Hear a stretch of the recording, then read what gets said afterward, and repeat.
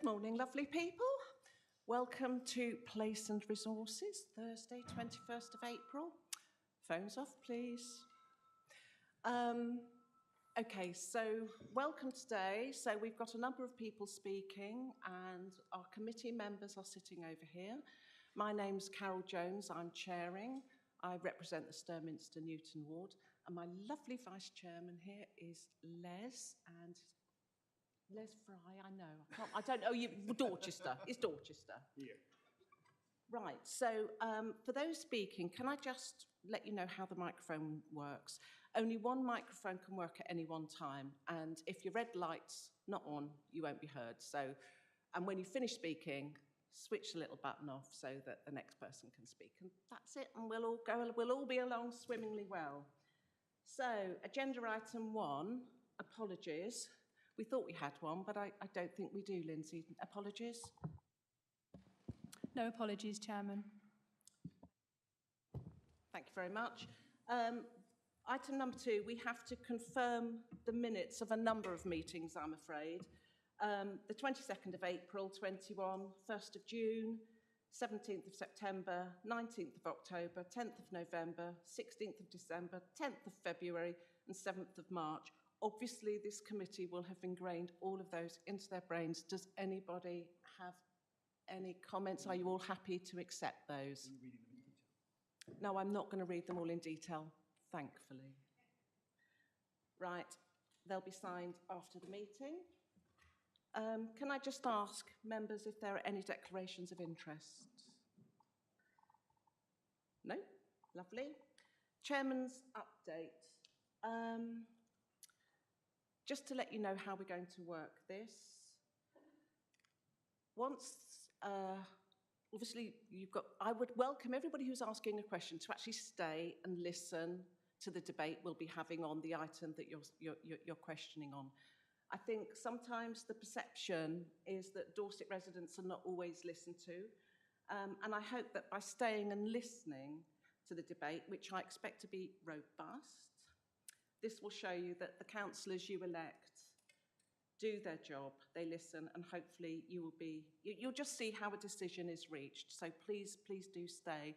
And once you've spoken, just stay where you're sitting. That's absolutely fine. And the way the debate will go once we get to the 2 items that we're discussing today is that members of the committee will speak first. Once they've spoken and have nothing more to say, we'll go to non-members of the committee before we then wrap up. Right, we now go to public participation, and we've got a number of questions. So do we have Barry Roberts here? No. In which case, our lovely Democratic Services Officer, Lindsay, will read Barry's question. Okay, these are questions from Barry Roberts regarding these questions regarding the 20 mile per hour speed limit approach item. Appendix A to this item states, under item 23, local residents may also express their concerns or desire for a lower speed limit, and these comments should be considered.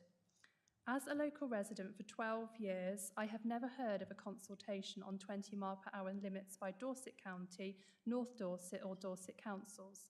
So would ask why this is, when so many of our villages have no footpaths alongside roads and consequently no safe space in which to walk, push a buggy or use a wheelchair.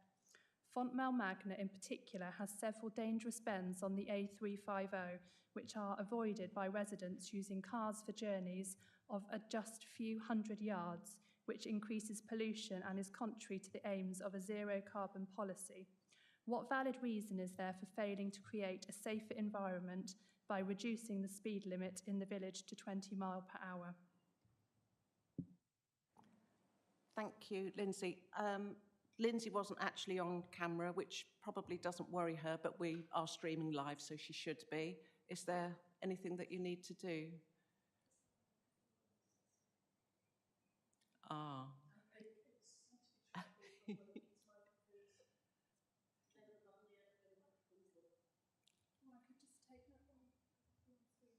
Yeah, lovely. Sorry, slight technical hitch here. Just test it out. Testing. Do you want to just test it out, Lindsay? Okay, testing.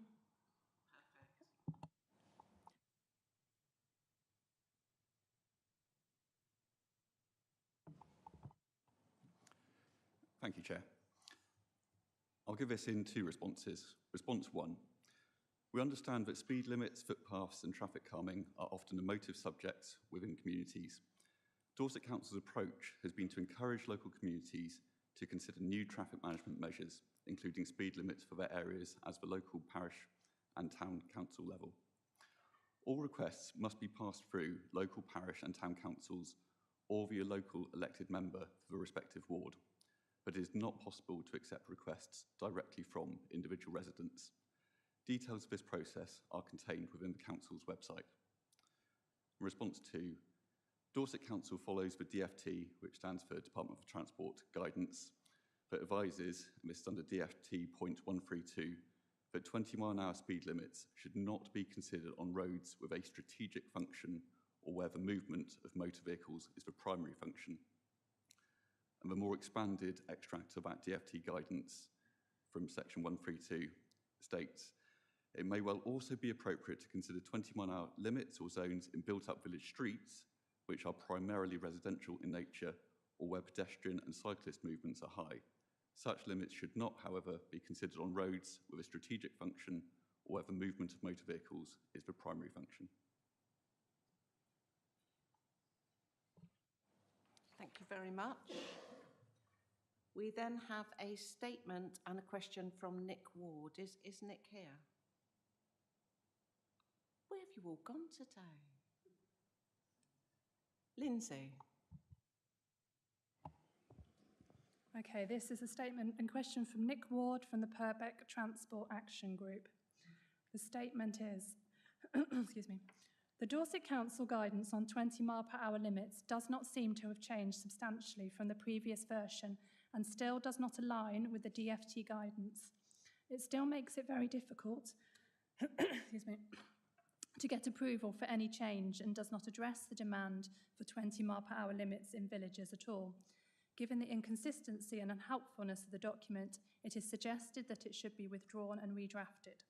And the question is, Dorset Council's speed limit setting overview states that it has been prepared to reflect the Department for Transport's guidance. Why does it contain statements that do not appear anywhere in the DFT's guidance document, such as 20-mile-per-hour limits should not be implemented on roads with a strategic function or on a main road? Locations will not be considered for 20-mile-per-hour schemes where any of the following apply. A, they are on A or B class roads. B, they have existing mean average speeds above 30 miles per hour. Thank you very much. And again, we move to Jack Wiltshire, our Head of Highways. Dorset Council follows the DFT guidance that advises DFT.132 that 20-mile-per-hour speed limits should not be considered on roads with a strategic function or where the movement of motor vehicles is the primary function. A and B roads are important roads for Dorset and form part of the local strategic network. The guidance, and this is DFT.85 and 95, also advises that 20-mile-an-hour speed limits are most appropriate for areas where vehicle speeds are already low and there should be no expectation on the police to provide additional enforcement beyond their routine activity unless this has been explicitly agreed. Where mean speeds are 30 miles per hour, this would likely require significant additional police enforcement activity and likely require costly traffic calming measures to be installed. The extracts from the DFT guidance there, .85, successful 20-mile zones and 20-mile-per-hour speed limits are generally self-enforcing, i.e. the existing conditions of the road, together with the measures such as traffic calming or signing, publicity and information as part of the scheme, lead to a mean traffic speed compliant with the speed limit. To achieve compliance, there should be no expectation on the police to provide additional enforcement beyond their routine activity unless this has been explicitly agreed. An extract from .95, research into signed only 20-mile-per-hour speed limits shows that they generally lead to only small reductions in traffic speeds. Signed-only 20-mile-per-hour speed limits are therefore most appropriate for areas where vehicle speeds are already low. This may, for example, be on roads that are very narrow, through engineering, or on-road car parking. Extract point 132 also says it may also be appropriate to consider 20-mile-per-hour speed limits or zones in built-up village streets, which are primarily residential in nature, or where pedestrian and cyclist movements are high. Such limits should not, however, be considered on roads with a strategic function or where the movement of motor vehicles is the primary function. Thank you very much. We have a question from Brenda Mustoe from the Winfrith and East Knighton Council. Are you here, Brenda? Lindsay, it's over to you. Okay, the question from Brenda Mustoe, who's the chair of Winfrith and East Knighton Parish Council, is: we welcome the clarification set out for consideration for the setting of a 20-mile-per-hour in certain areas. Our question relates to cost to small parishes with a precept that would preclude them from incurring the potential costs associated with an application. What leeway could be given to such parish councils, as it would seem unfair if they were competing with larger councils with a bigger budget? Thank you very much. Over to Jack, please. Dorset Council will rank and deliver schemes on a priority basis within the budget, but would not be able to subsidise local town and parish councils if there are other schemes that are a higher priority identified within the assessment matrix. Town and parish councils are able to set their precepts to meet local needs. Thank you very much. We now have a question from Helen Sumbler.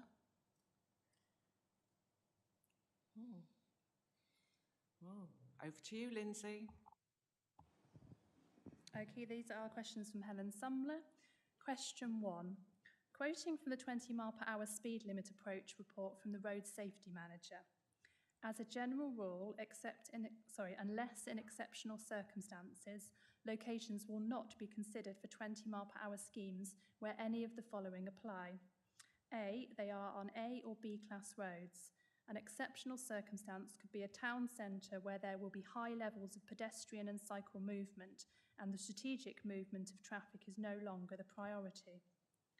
The report then goes on to state, the threshold criteria have been selected as they best represent DFT's guidance for setting 20-mile-per-hour schemes.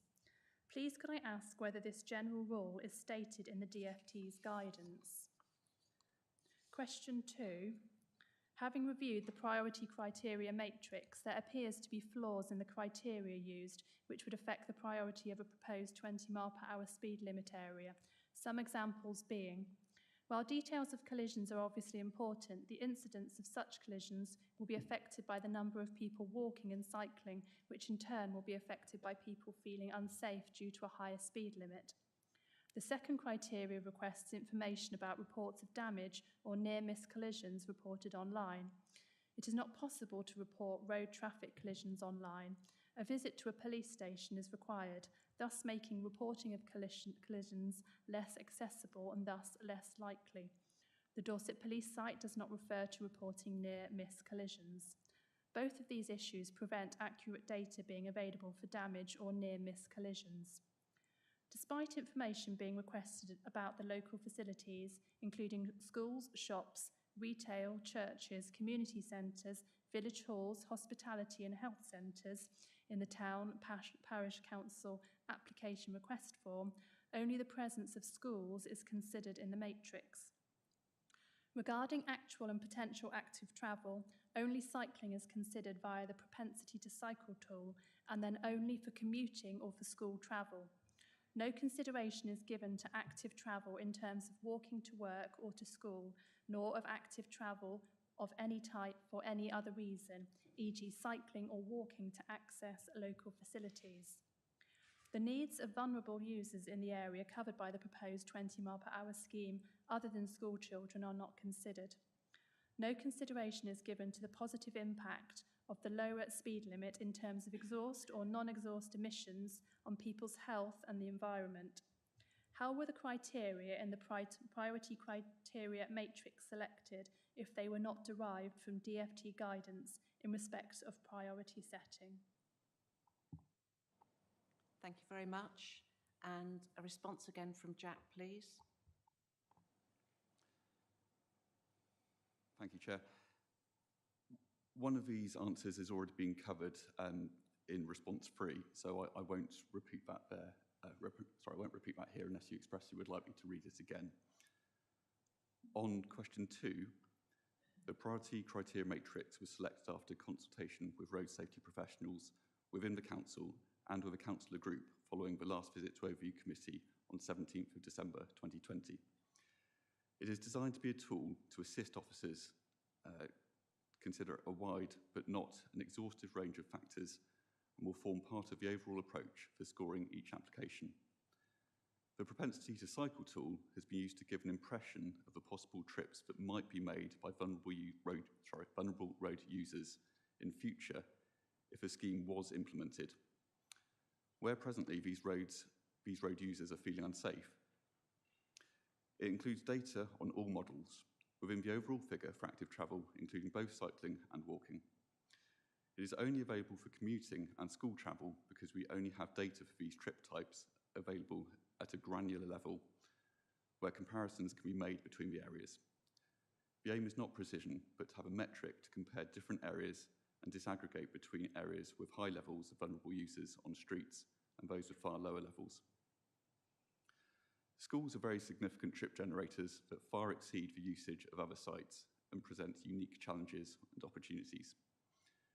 Given that many trips are highly local, often made at peak hours, cannot be verified, and are heavily influenced by how safe the environment is in the immediate area. The Council have detailed mapping to help score the criteria matrix for each location, and local parish and town councils will be encouraged to provide detailed supporting evidence to help officers best understand the risks for a particular area. We will work closely with the local councils during all stages of the process. It is possible for communities to report near-miss or damage-only collisions via the Council online information portal, and these incidents are documented and can be researched as part of the ranking process. Thank you. We have a statement and a question from Peter Mole.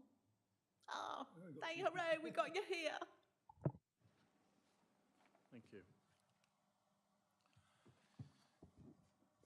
In the last 5 years, numerous 20-mile-an-hour speed limit schemes have been introduced across the UK, including many on A roads. A large majority of people support them. As a long-term community Speedwatch participant, I have concluded that moderation of traffic speed is the most cost-effective and least inconvenient method of containing unacceptable risks to cyclists, horse riders, and pedestrians who must walk in the carriageway. In places, the existing speed limit is clearly too high. On Dorset roads, we need a policy which makes it easier to achieve safe and appropriate speed limits, not more difficult. I live alongside the busy A350, a road acknowledged as patently not fit for purpose. To reach the post box, church, neighbours, shop, pub and village hall, I must walk on the narrow road with speeding traffic, including HGVs, at a point where bends dangerously restrict sight lines and a wall or bank precludes safe refuge. Sometimes I, like many others, resort to single occupancy car use to make very short journeys because it is so dangerous. I've been struck a glancing blow by a speeding van. We've had an upturned car across our gate. We frequently sweep up debris from road collisions and witness or hear of numerous alarming near misses involving vulnerable pedestrians, including children and many elderly walkers. None of these real-life warning, serious incidents would register appreciably on the proposed risk assessment tool. People, notably the most vulnerable or those needing special consideration, are frightened to walk or cycle on village roads and deterred from normal activities, including taking exercise within our community. We need a policy backed up by a proportionate and adequate budget which reflects UK best practice, the full spirit of the DFT 2013 guidance, the Highway Code, and the views of those most at risk or affected by dangerous traffic speeds and dangerous country roads. This policy is a betrayal of Dorset pedestrians, cyclists, and others, including the vulnerable in our communities. It introduces unreasonable rules which are not part of the 2013 guidance or in place elsewhere in the UK. It fails to address unacceptable and worsening risks on our roads and the deterrent effect of this for the most vulnerable in our communities. Why is Dorset proceeding in the opposite direction to the rest of the UK and Europe in proposing a process which introduces prohibitive rules and abandons the core principles and up-to-date interpretations of the DFT guidance? In making it more difficult rather than easier to moderate speed where needed, you would be abandoning your obligations to protect the quality of life for those of us who live in Dorset, particularly the most vulnerable and in need of protection or support. Thank you very much. Response from Jack. Dorset Council is following the most up-to-date DFT guidance, Circular 01/2013, and will continue to keep all speed limits under review. We recognise the importance and emotive nature of this subject and are fully committed to improving road safety and quality of life for all residents. This new process will allow us to implement more 20-mile-per-hour schemes where this would be appropriate and within budget. Thank you very much. We have a question from Sandra Reeve. Is Sandra here? No? Over to you, Lindsay. Okay, question from Sandra Reeve. On reading the recent report by the Road Safety Manager, which is being considered by your committee today, I was surprised to note that the needs of those with protected characteristics appear to have been ignored by this report. In stark contrast to the Equality Impact Assessment section in the preceding Air Quality Action Plan, the equivalent section in this report simply says, not applicable. The evidence shows that children and the elderly are particularly affected by high speeds. Quote, a vehicle travelling at 20 miles per hour would stop in time to avoid a child running out 3 car lengths in front.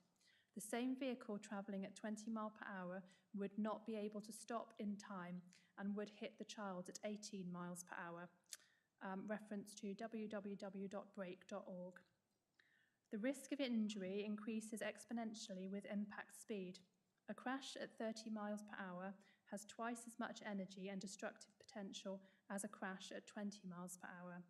Again, reference to www.brake.org.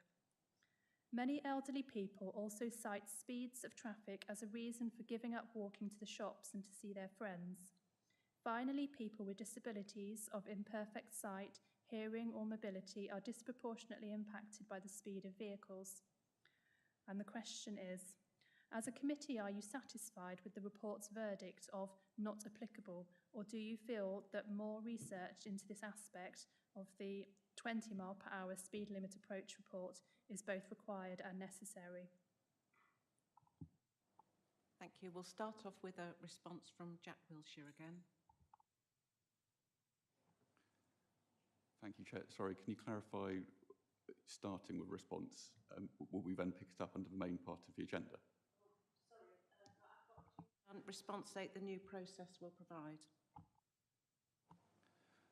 Apologies, Chair.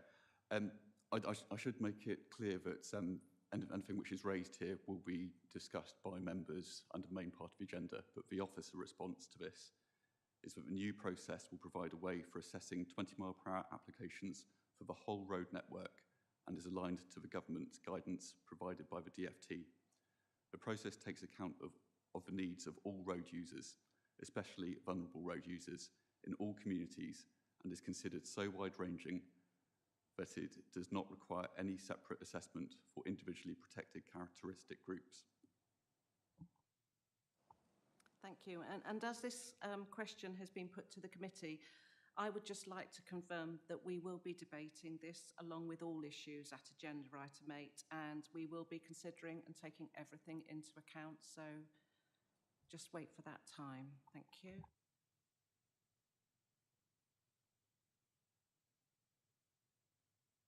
All right, we now go to some statements. So just for those that are not terribly familiar with committee procedures, a statement doesn't get an answer, it's simply a statement. So we have a statement here from Alice Mole. Is Alice here? Over to you, Lindsay. Okay, statement from Alice Mole. Why is Dorset out of step? The updated highway code prioritises pedestrians at junctions. Lower speeds are essential to make this possible on Dorset's many roads with no pavements. Over recent years, the size of lorries travelling on Dorset's inappropriate roads has increased enormously, and the danger to walkers, riders and cyclists has increased hugely. 28 million people in the UK already live in areas where 20-mile-per-hour speed limits are standard policy. Wales is set to establish a 20 miles per hour national speed limit on urban and residential roads in 2023, and by 2025, Scotland will limit speed on all appropriate roads to 20 miles per hour. The danger on Dorset's roads could be dramatically reduced by agreeing to 20 mile per hour speed limits on the many roads without pavements where pedestrians are forced to walk in the road. Why is Dorset out of step? Up-to-date information and advice is available from the 20s Plenty for Us group. Highway authorities in Wales, Cornwall, Southampton, Herefordshire, Oxfordshire and Cambridgeshire have used their evidence when fully considering implementing a 20 mile per hour policy on appropriate roads. Dorset should not be out of step. Reconsider and implement 20 mile per hour without further delay. Thank you very much. We have a statement from Ian Vaughan Arbuckle. Thank you. Yes, good morning, ladies and gentlemen. My name is Ian Vaughan Arbuckle. I'm a parish councillor in Langton Matravers with particular responsibility for highways matters. I'm here to comment on the 20-mile-an-hour speed limit approach item. I've been personally involved in 2 unsuccessful bids for 20 mph and have since made it a priority to understand the whole question of 20 mph. I'm also a member of the Purbeck Transport Action Group, within which my main focus is road transport. I was first alerted to this matter on the 11th of April, with comments required by the 13th, giving only 2 days to absorb and analyse this important issue to prepare comments. Such a short lead time cannot be good for democracy. My overall impression of the paper is a desire to place as many obstacles as possible in the path of a community wishing to reduce speed in their area from 30 to 20, whereas the general thrust elsewhere in the country, including our neighbours in BCP, is quite the opposite. Many shire boroughs have set 20 mph as the norm throughout their communities, an approach which reduces accidents and greatly enhances the quality of life, particularly in those villages which are blighted by speed and volume of traffic. The paper appears to hide behind rather than considering and interpreting DFT guidance and criteria, which was promulgated some 8 years ago and in some aspects is now outdated. I have the following specific comments on the proposed principles, criteria and process. First, DFT guidance makes no mention of A and B roads being unsuitable for 20 mph. Indeed, through villages, it is on such roads where 20 is often badly needed to improve safety and quality of life. This should be reworded. Where a village community has conducted a survey to gauge support for 20 mph, this should be preferable to the opinion of the local councillor who may not even live in the area. This requirement should be amended. a record of near misses should be afforded equal weighting as injury collisions, which should be also reflected in the paper. Once a decision is reached on a bid for 20 mph, the reasons in full should be passed to the applicant, who should then be given the opportunity to appeal the decision to an independent committee, for example, the Transport and Highways Board. Thank you.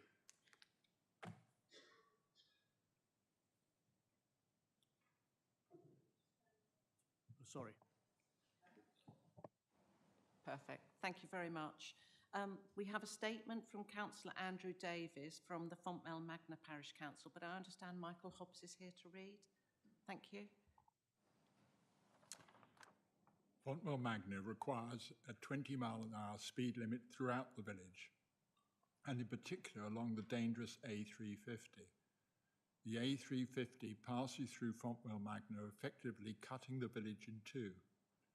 The majority of the road is narrow carriageway with blind corners edged with high banks or walls. To access village amenities, shop, inn, village hall and church on one side, an area of outstanding natural beauty, wildlife reserve and residential streets on the other, villagers and visitors have to walk in the carriageway, negotiating these high blind corners and speeding traffic with nowhere to jump to for safety. Speed limits and other road safety issues have been discussed at the last 3 parish meetings.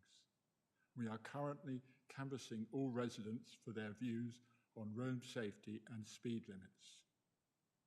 Our view on a 20-mile-an-hour limit has the support of our ward councillor, and I have some initial responses to that survey which show that 97% support a 20-mile-an-hour speed limit throughout the village, and 79% support a 20-mile-an-hour speed limit on the A350 through the village.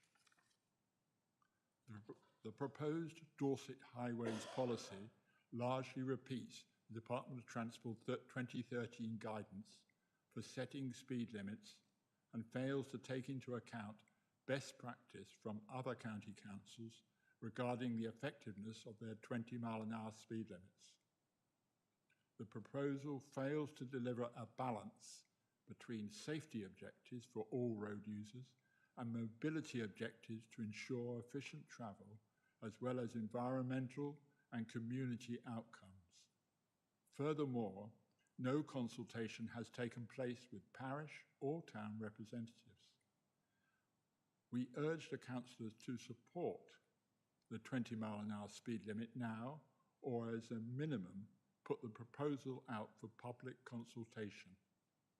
We all want everyone to get home safely. Thank you very much. We have a statement from Susan Clay, who is the Community Speed Watch Coordinator for Oakford Fitzpaine, and that's to be read by Lindsay Watson again. Okay, the statement is: the Dorset Council approach to the subject of a 20-mile-per-hour speed limit where people have to share space with traffic is baffling in the extreme.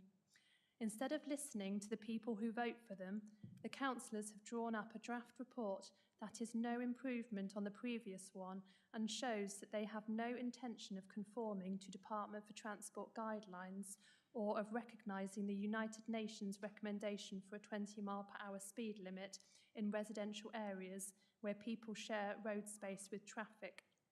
The council has, once again, cherry-picked their way through the DFT guidelines and inserted clauses that tell the world that the Dorset Council is not remotely interested in keeping their voters safe. It also says to all of us that the only reason for this inexplicable intransigence is that no councillor has any intention of slowing down their own speeds in interests of the well-being of the rest of the Dorset residents. Have I touched a nerve by any chance? Those councillors must be the same inconsiderate drivers who speed recklessly through my village, and I find myself wondering if those councillors ever get out and walk or get on a bicycle or a horse, or if they are ever out with a dog on a lead or with a child either on a scooter or being held by the hand, or if they have ever tried crossing a road with a Zimmer frame, especially in a place where there is no pavement. 28 million British people live where there is a 20-mile-per-hour speed limit, and while Scotland and Wales, amongst other places, are fast approaching a universal default 20 mile per hour in areas, Dorset Council received a multi-million-pound injection of cash from central government for highways expenditure, but apparently they are only allocated £75,000 of that towards implementing lower speed limits. The British government introduced the 30-mile-per-hour speed limit in 1934, a time when few people had cars anyway, when you could drive for an hour and not see another car on the road, and when all vehicles were much smaller and much slower.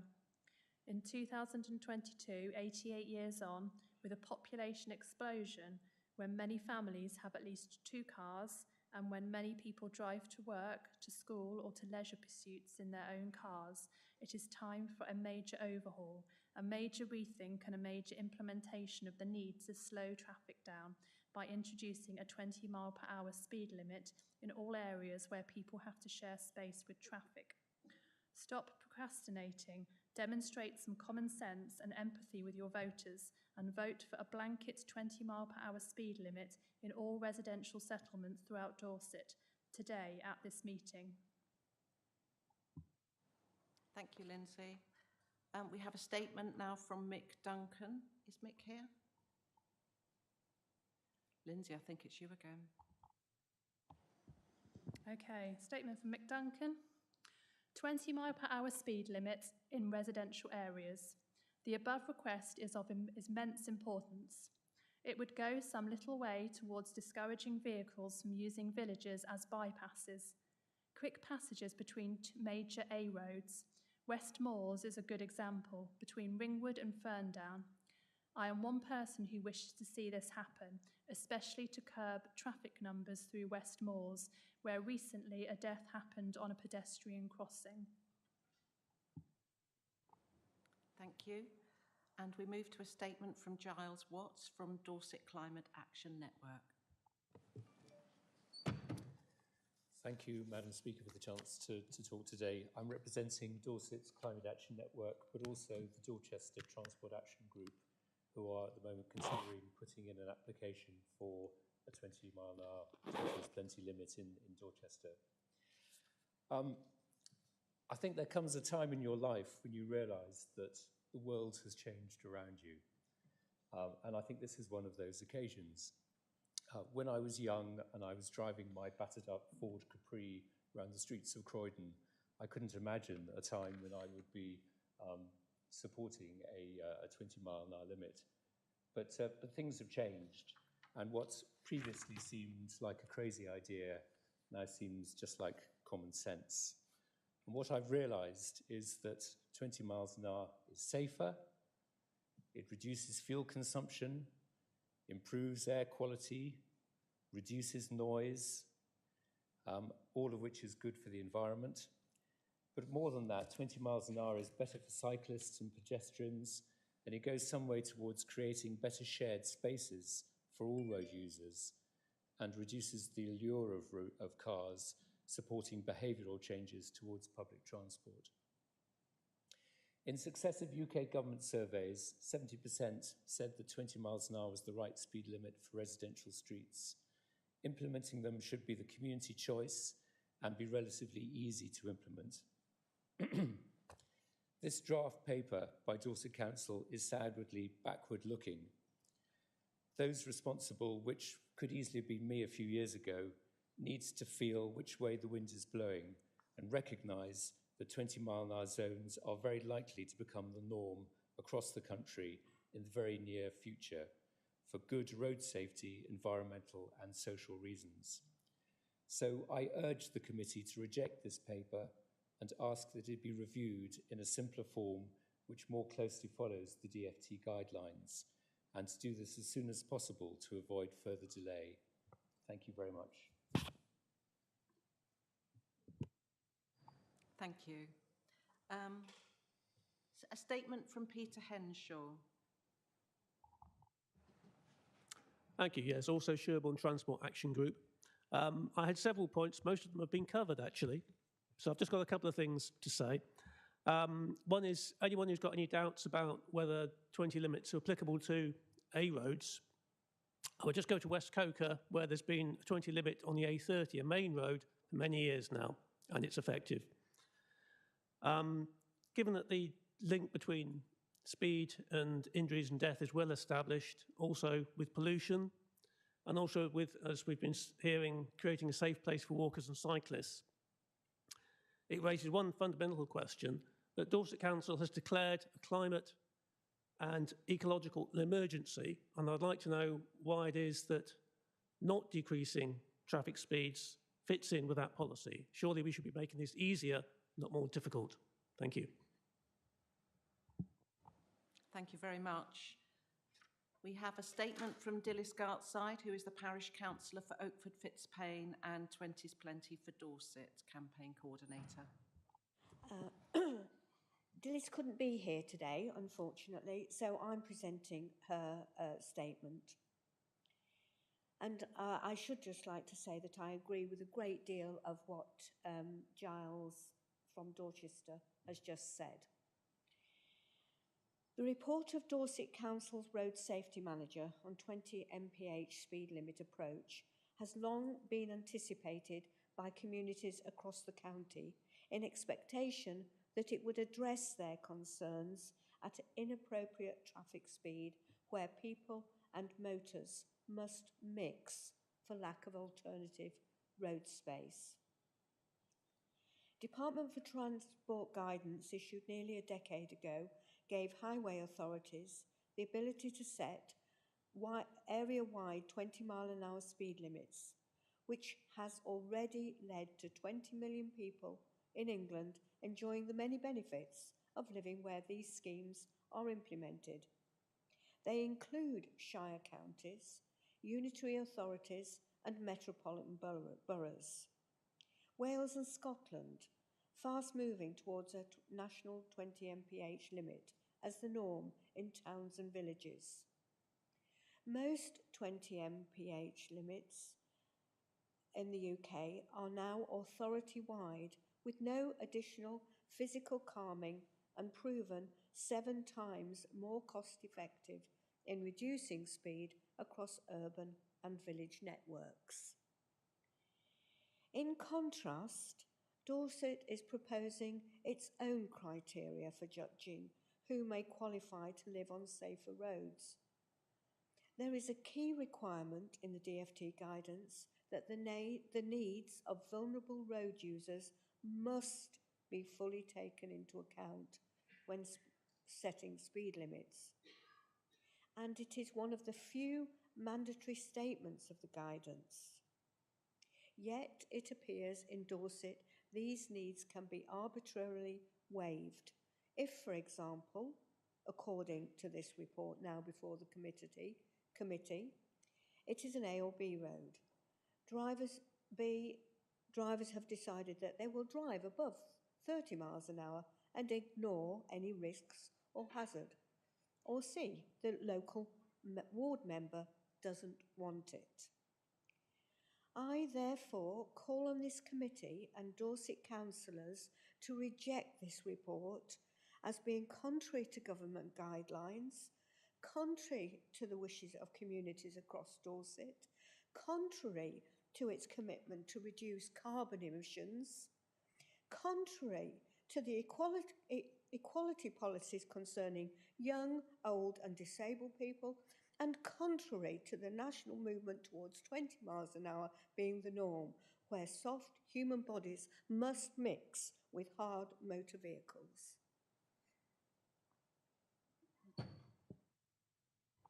Thank you very much. We now move to our final statement, which is actually relating to agenda item 7, the results of the draft Air Quality Action Plan consultation and proposed Air Quality Action Plan. And the statement is from Sal Robinson, who is the clerk to Chidiock Parish Council, and it's going to be read, I believe, by Councillor George Dunn.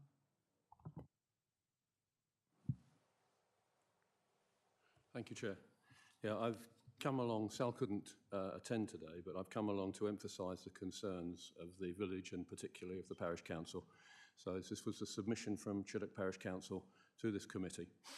The Chiddock Air Quality Action Plan, AQAP, has not been reviewed since 2011, and the air quality management area, those reduced in size in 2012. Yet the factual evidence is that in 2019, it was reported that Chiddock had the highest recorded NO2, nitrogen dioxide, NO2 pollution in England on the western section of the A35.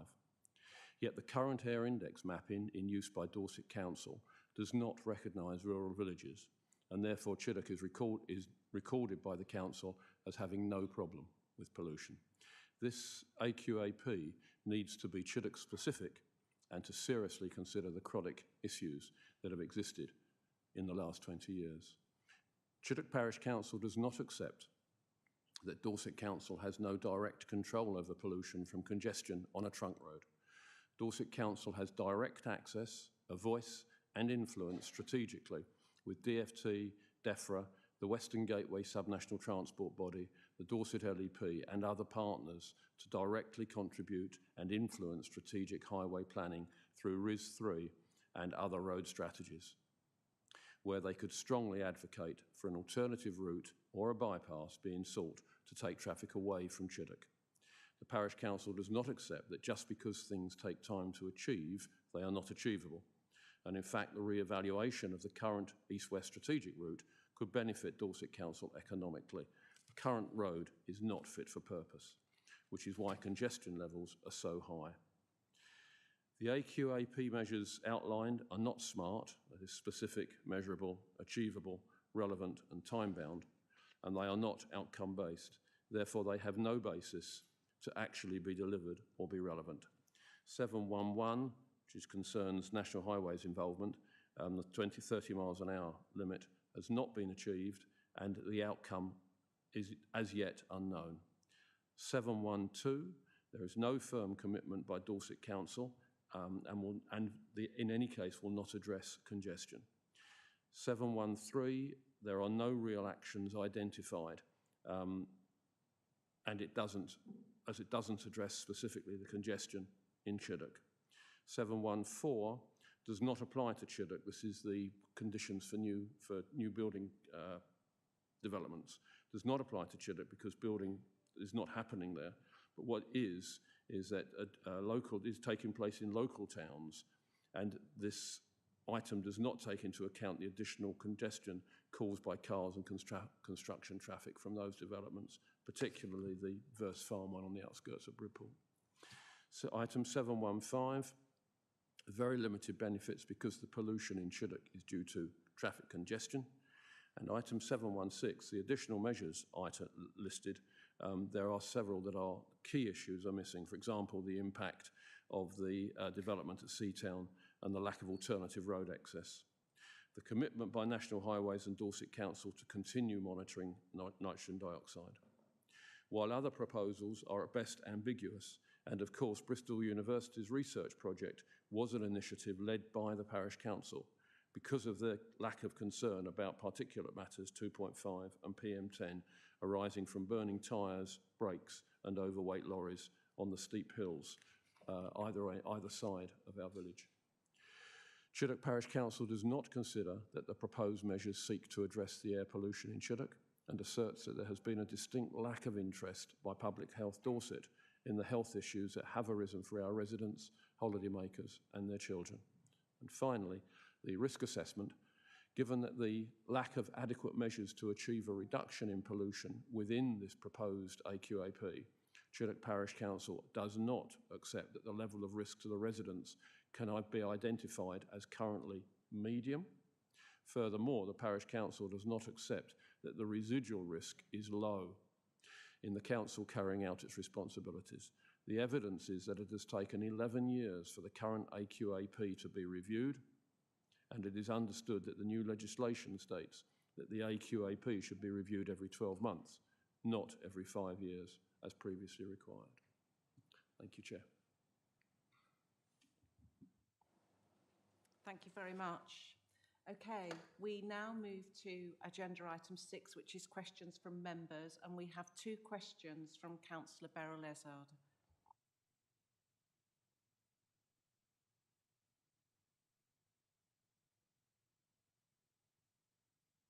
Sorry about that. Yes, it's to do with item 8, 20 miles per hour speed limit approach. I welcome this report coming to the Overview Committee and wish to voice my concerns and my disappointment on the lack of scope in interpretation made by Dorset Council of the DFT updated guidance of 2013. This report has a negative feel towards 20 mile per hour implementation, taking the view that Dorset Council follow the DFT guidance to the letter. Surely because there are no musts, which in brackets, regulated rules by law in the DFT guidance regarding road speed reduction, the should in the DFT guidance ought to be implemented by Dorset Council as in the spirit of the guidance, allowing more flexibility regarding the list of onerous criteria. The small allowance of £75,000 is by no means enough, even if overcoming the criteria, means only 15 roads costing 5k each would be able to reduce the speed limit in the period stated. And question 1, how many years does the £75,000 cover? Next question or statement. A key requirement as stated in the DFT guidance is that local authorities, when setting speed limits, must take into account the needs of vulnerable road users, that is, pedestrians and cyclists. However, when setting speed limits, the DC do not need to take into account any operational decisions of the police on the level of enforcement. And that usually is a question that people say, oh, well, the police can't enforce it. Well, sorry, that shouldn't be taken into consideration. Question 2. With many flaws in this report, I request that it is referred and rewritten with a more positive outcome so that 20 miles an hour speed limits are possible in many towns, villages and rural areas. Many communities will benefit from bringing forward 20 mile per hour limits without onerous criteria. In considering A and B roads, where average speeds are 30 miles an hour allowed currently, and the last, it must be a joke, and I quote, a local ward member doesn't want it, beggars belief. And that is inferred, actually, I'm sorry, but it doesn't actually say that in the report. It's just that at the time, that's how I read it. And as an elected representative for many years of rural communities, I feel that the local member does not know what the parish councillors and the community know. So it is important that actually we take parish and town councils into account. Let's bring Dorset Council up to date, as many counties in England have since 2013, where 20 mile an hour speed limits is regarded as new 30 miles per hour, which has proved to be much safer for vulnerable road users. And these themes at these times of the world climate emergency, fuel economy, less pollution, and much kinder to the environment and people. Thank you.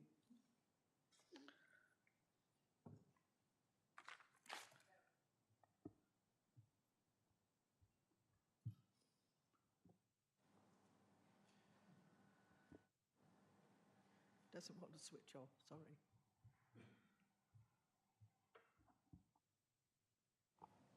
Thank you very much. We go to a response from our Head of Highways, Jack Wilshire again. Thank you.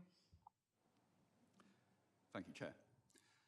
Dorset Council have previously installed 31 20 mile per hour schemes and are committed to introducing more schemes as part of the new process. Presently, we have 17 expressions of interest for 20 mile per hour schemes. This will be the first time that Dorset Council has provided a separate budget for 20 mile per hour schemes, and the £75,000 relates to this financial year. In addition to the allocated budget, there will also be an option to consider additional capital funding for any complex schemes. To achieve compliance, there should be no expectation on the police to provide additional enforcement beyond their routine activity, unless this has been explicitly agreed. Liaison will take place with Dorset Police as part of normal professional relationships and as part of a formal traffic regulation order primary consultation process. The new process provides a robust but fair approach to identifying high priority schemes for Dorset Council capital funding and lower priority schemes that still meet the criteria but could be delivered sooner if local town and parish council funding can be found. Lovely. Thank you very much. Okay, we move to agenda item 7, which is the results of the draft Air Quality Action Plan consultation and the proposed Air Quality Action Plan. This is going to be presented by Janet Moore, our Service Manager for Environmental Protection. Thank you. Good morning, everyone, and thank you, Chair. Before I start, I'd like to acknowledge the work undertaken on the draft action plan by my ex-colleague, Coralie McGowan, who's recently left Dorset Council, but who spent many years leading and shaping our work on air quality. Her contributions have been invaluable. So this draft action plan has been produced in association with our air quality consultants, who we've been working with in this field for many years, and so they're familiar with the history and the specific challenges around the Chiddock air quality management area. The quality of air has become increasingly important in terms of both government priorities and our public perception. Recent high-profile cases have demonstrated the role that pollutants can have on our immediate and long-term health. You may remember the London school child, Ella Kissy Deborah, who sadly died, and the coroner ruled that air pollution was the material factor in her death. We as a local authority have a key role in ensuring we not only meet the relevant statutory standards, but we try to improve air quality wherever possible. As part of our statutory duties, local authorities must regularly review and assess the air quality in their area. For us, this takes the form of monitoring nitrogen dioxide in selected hotspots and assessing the levels against national objectives. We have 54 diffusion tubes in various sites across the council area where we believe exposure is most significant. And the annual results and the level of NO2 are included in our annual status report, which is available to view on our website. So if an annual mean objective has been exceeded, we must designate that defined geographical area as an air quality management area, and alongside that we must produce an air quality action plan, which sets out how we would achieve and maintain air quality standards within that area. Our monitoring shows the air quality in Dorset is generally good, and this is predominantly because of the rural nature of the area. However, we do have 2 air quality management areas at present, one in Dorchester, and given the monitoring results over the last couple of years, we will probably be designating this area this coming year, and the other, of course, is in Chiddock, along a section of the A35. Here, the principal source of nitrogen dioxide is from road traffic emissions, which, due to the layout of the buildings and the topography in the area, become concentrated in the village. Vehicles have to accelerate up the slopes that lead away from the village, and as the vehicles accelerate, they become under load and emissions become higher. In addition, the buildings are quite close to the road, so this creates a canyon effect, which means that the ability for emissions to disperse is reduced. Chiddock was first designated in 2007, so we've been trying to find ways to remediate air quality issues for some time here. Levels have been reducing over the years, but we still have a handful of properties where the levels remain quite high, and that's referenced by Table 1 in the Air Quality Action Plan. So feasibility work has been undertaken and many ideas have been considered over the years, but in the main rejected as either financially unviable, impractical, or lacking efficacy. And again, that's referred to in Section 4 of the report and Appendix B of the draft plan.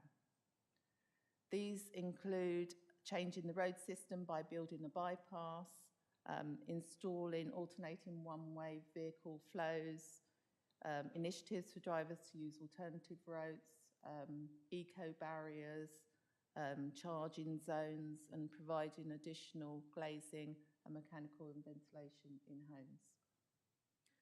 The National Highways is responsible for the strategic road network, including the A35 and any changes to it. We have worked closely with them over the years and trying to find proportionate measures that will address the air quality issues, but challenges obviously still remain. Members may be aware of the new Environment Act 2021. Alongside other measures, it tightens up the responsibilities around our local air quality management process and introduced the concept of air quality partners. These are other public bodies who have a role in reducing any exceedances, and it includes neighbouring authorities and other agencies such as National Highways and the Environment Agency. There is now a duty for them to contribute to the action plans being developed by local authorities. So there is a duty to work collaboratively with our partners as we progress through the actions in the action plan, which is helpful. The other good news is that between the years 2010 to 2019, nationally, there was a fall of 32% in the level of nitrogen dioxide, and we have seen from our monitoring data that since 2016, levels have reduced each year across all monitoring points in Chiddock. The main driver for this is the tightening in controls for cleaner fuels and the emission standards, especially in large vehicles and HGVs. We expect levels to continue as we move towards electric vehicles and the government realise their ambitions on low and zero tailgate emissions. But we accept that for a couple of areas in Chiddock where there are still exceedances, this will not be a timely measure. So given this, the draft plan concentrates on the actions we will take to improve air quality, not only in Chiddock, but in the council area as a whole, because any measures taken in their broadest sense will have a positive impact on Chiddock. And for the first time, we've been allowed to include measures to reduce particulate emissions within the plan. As part of the statutory process, we conducted a public consultation on the draft plan over an 8-week period from November 2021 to January 2022. Although the main findings from the consultation don't directly affect the action plan, some interesting and useful information on people's perceptions of air quality and their fuel use was received, and some suggestions from the subsequent discussion with Chiddock Parish Council was included in the plan. So just over 170 responses were received, predominantly from Dorset Council residents who showed a genuine concern about air quality and specifically about traffic as a source of outdoor pollutant. Around half of respondents knew about Chiddock as an air quality management area, and about the same amount felt that not enough was being done to improve local air quality. The answers from the questions about the use of wood-burning stoves support our proposals to look at this activity and the particulate exposure it creates within the plan.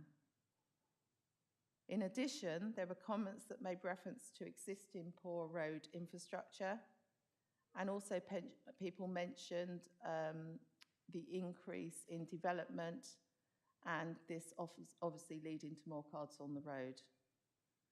Similarly, there were concerns about waste incineration, and especially the proposal for the incinerator at Portland, and their concerns were not only about the burning, but also from the increase in large traffic vehicle movements.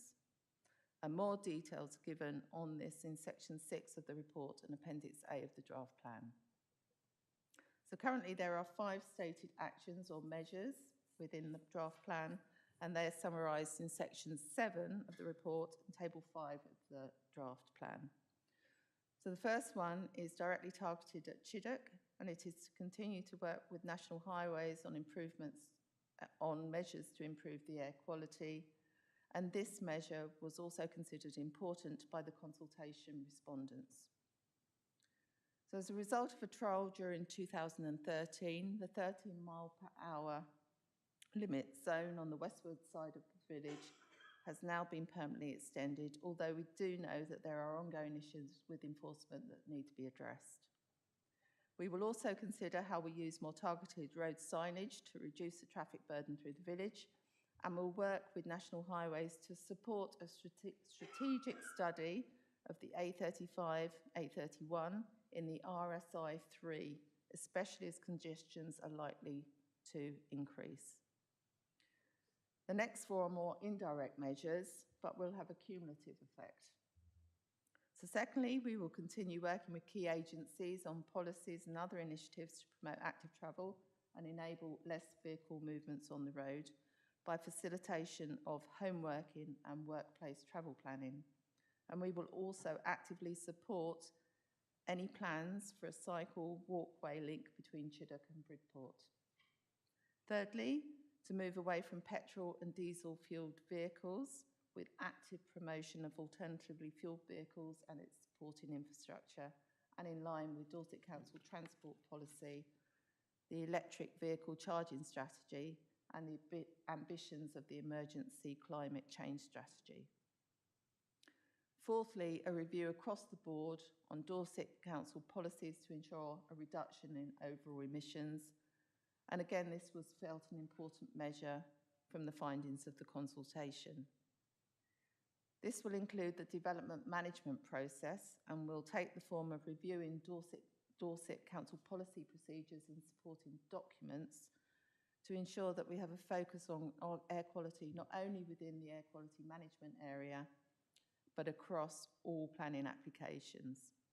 And we will provide a guidance document to ensure developers provide consistent and considered design in terms of air quality impacts. We will also work with other services, including our public health and transport colleagues, in developing appropriate policies to support better air quality, reduce energy demand, and increase renewable energy. In light of our conversations with Chiddock Parish Council, we will also encourage community-based ideas and work with the Parish Council in awareness-raising campaigns targeted at the local residents. And we will also work with Bristol University on the research project that the Parish Council initiated. And lastly, to control domestic emissions. Particulates, when breathed in, are a significant health risk, and solid fuel burning are a major contributor to the particulates we find in the air. So we will support initiatives which help to reduce particulate emissions, including those being led by agencies such as Low Carbon Dorset. We have also just received funding from DEFRA to deliver a 2-year project around increasing our knowledge around particulates. So we'll be monitoring in specified locations, and we'll hope to achieve a profile on distribution and levels of particulate matter 2.5 in the council area. Alongside this, we will run an awareness-raising campaign targeted at solid fuel users who will hopefully make simple but positive changes to their burning habits in order to reduce particulate emissions. So in summary, I would like to ask members to agree the recommendations of section 2 of the report, which are to consider the findings of the draft Air Quality Action Plan consultation and agree the draft action plan, to advise on any further work which you would like us to undertake, and to agree that the draft action plan can now be submitted to DEFRA for comment and approval. Once the plan has been approved by DEFRA, it will then be passed to Cabinet for their final approval and formal adoption. So thank you, and Graham, who's the Head of Community Public Protection, I am happy to answer any questions.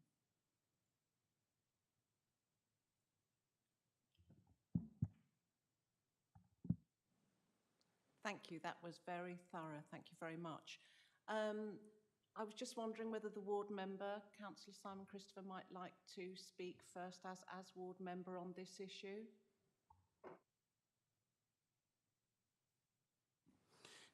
Yes, members, obviously this is an absolutely huge concern, a huge concern about pollution in Chiddock.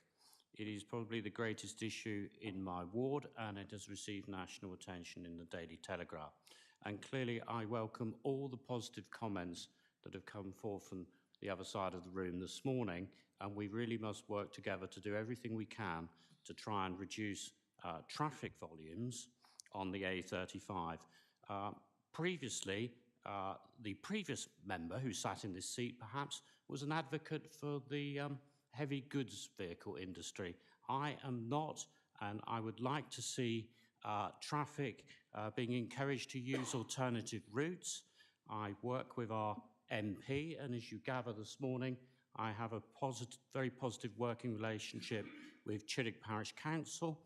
I won't dwell on too many issues, but I do look forward to working with my members to the right in relation to the cycleway, footway between Chiddock and Bridport. And I welcome all the comments that you can positively make towards this debate. Thank you. Thank you very much. Okay, we're opening to two members. I think Councillor Maria Rowe, were you first, I think? Thank you. Councillor Rowe from Coal Hill and Wimborne Minster East. I absolutely agree with what's been said before, that the actions are not smart. Therefore, they'll be very difficult to measure.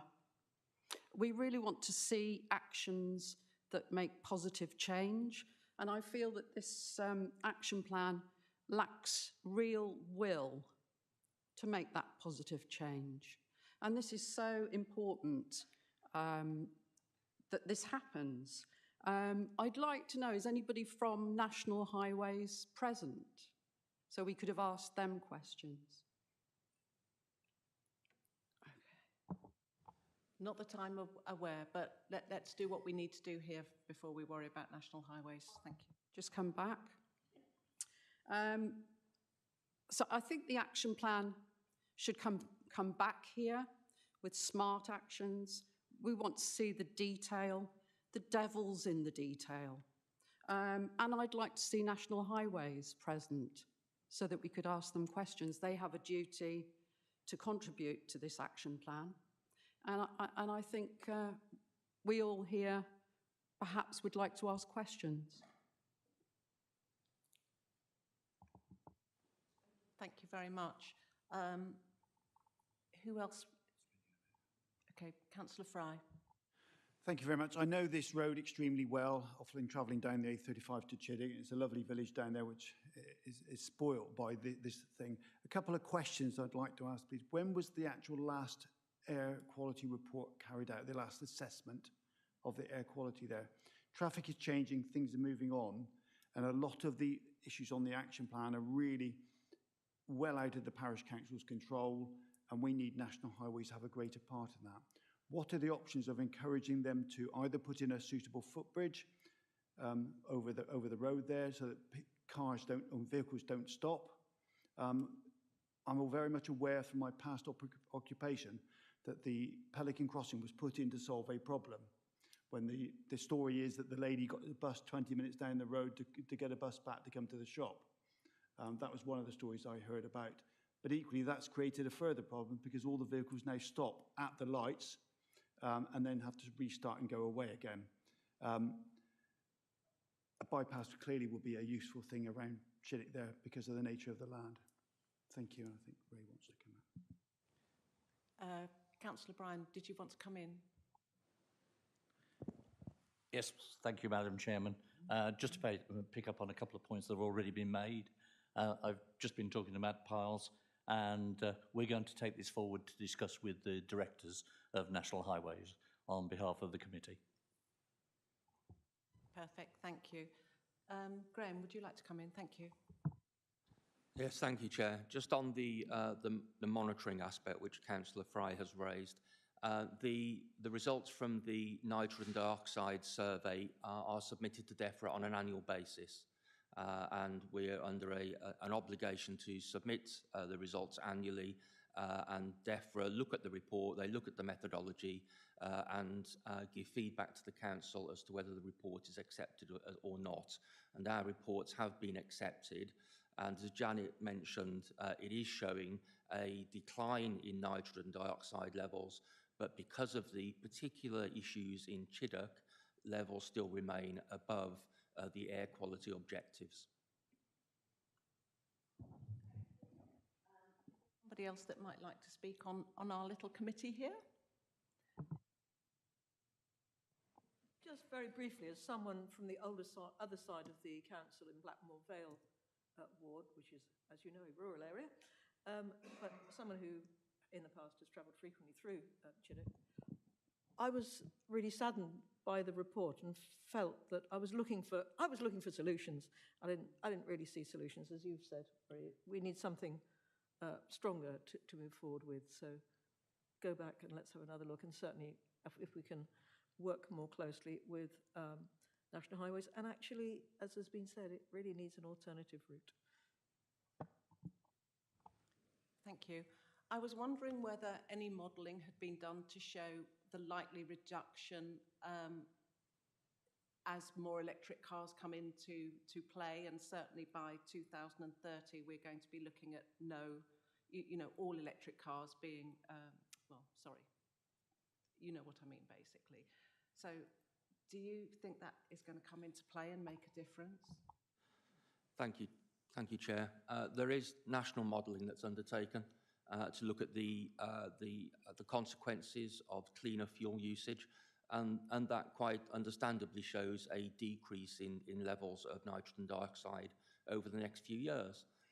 The issue for Chiddock, though, is its topography and how the buildings are situated along the road. And of course, whilst engine technology may improve and emissions may get cleaner, if there are more vehicles using the roads, that can be a counter effect.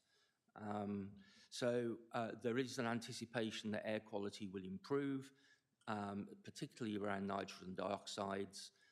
The government have recently enacted the Environment Act 2021, which places greater emphasis on small particulates, which Janet mentioned. And so there will be work going on in the Dorset Council area to measure small particulates in greater detail and to look at control measures that may be able to be put in place in relation to particulates as well.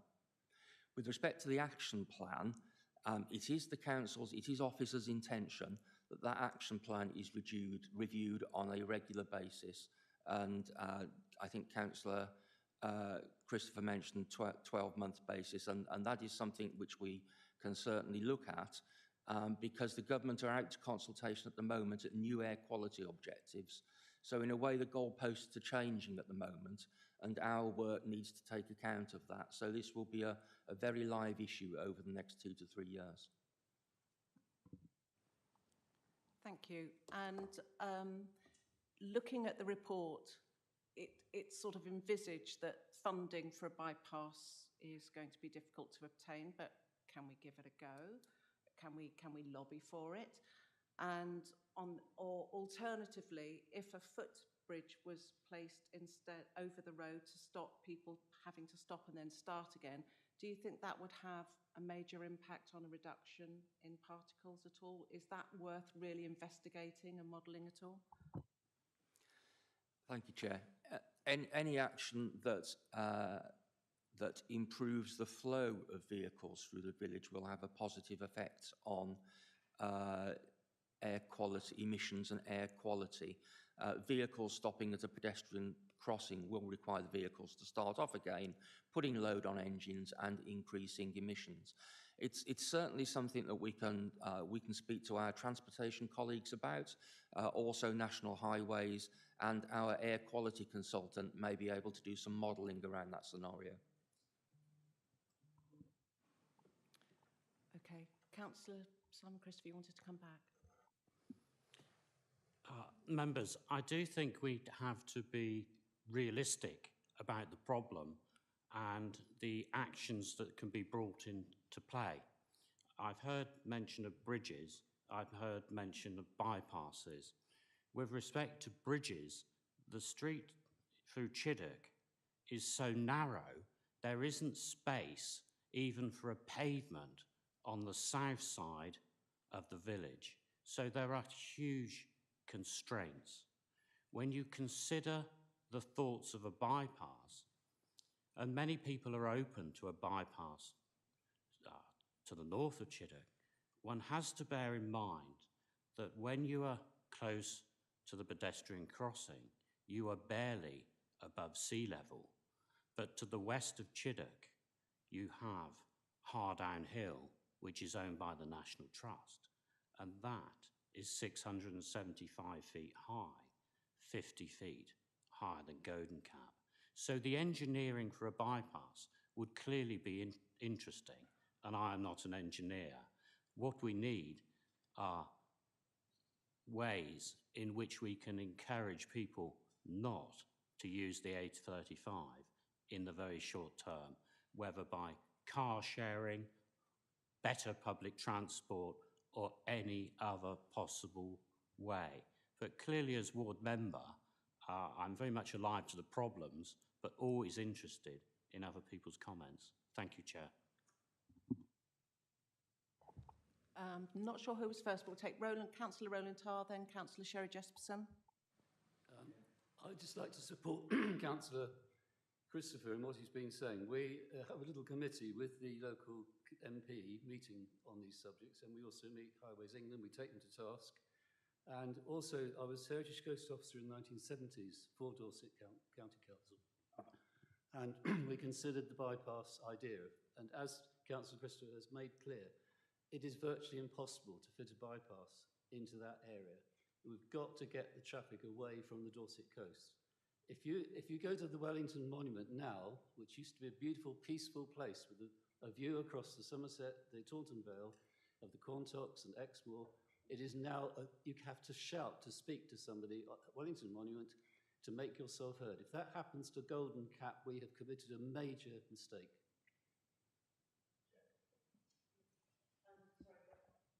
Please, Councillor Jesperson.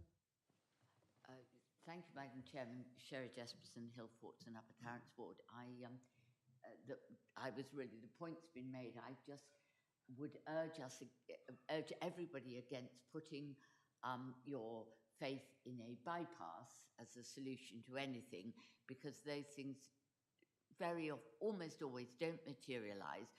But what they do is they paralyse the discussion of lesser solutions, because everyone says, well, we'd rather have a bypass.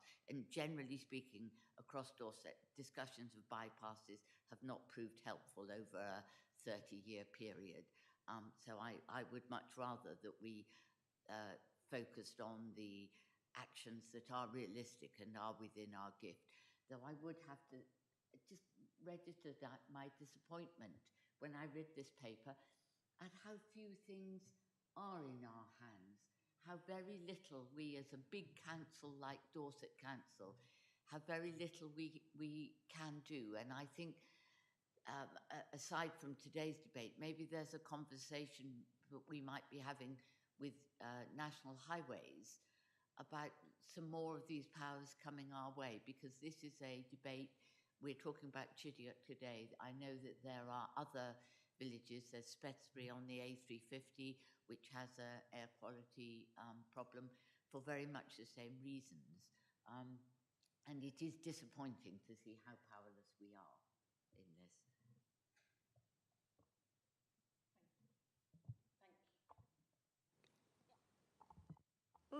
Councillor Tony Coombs.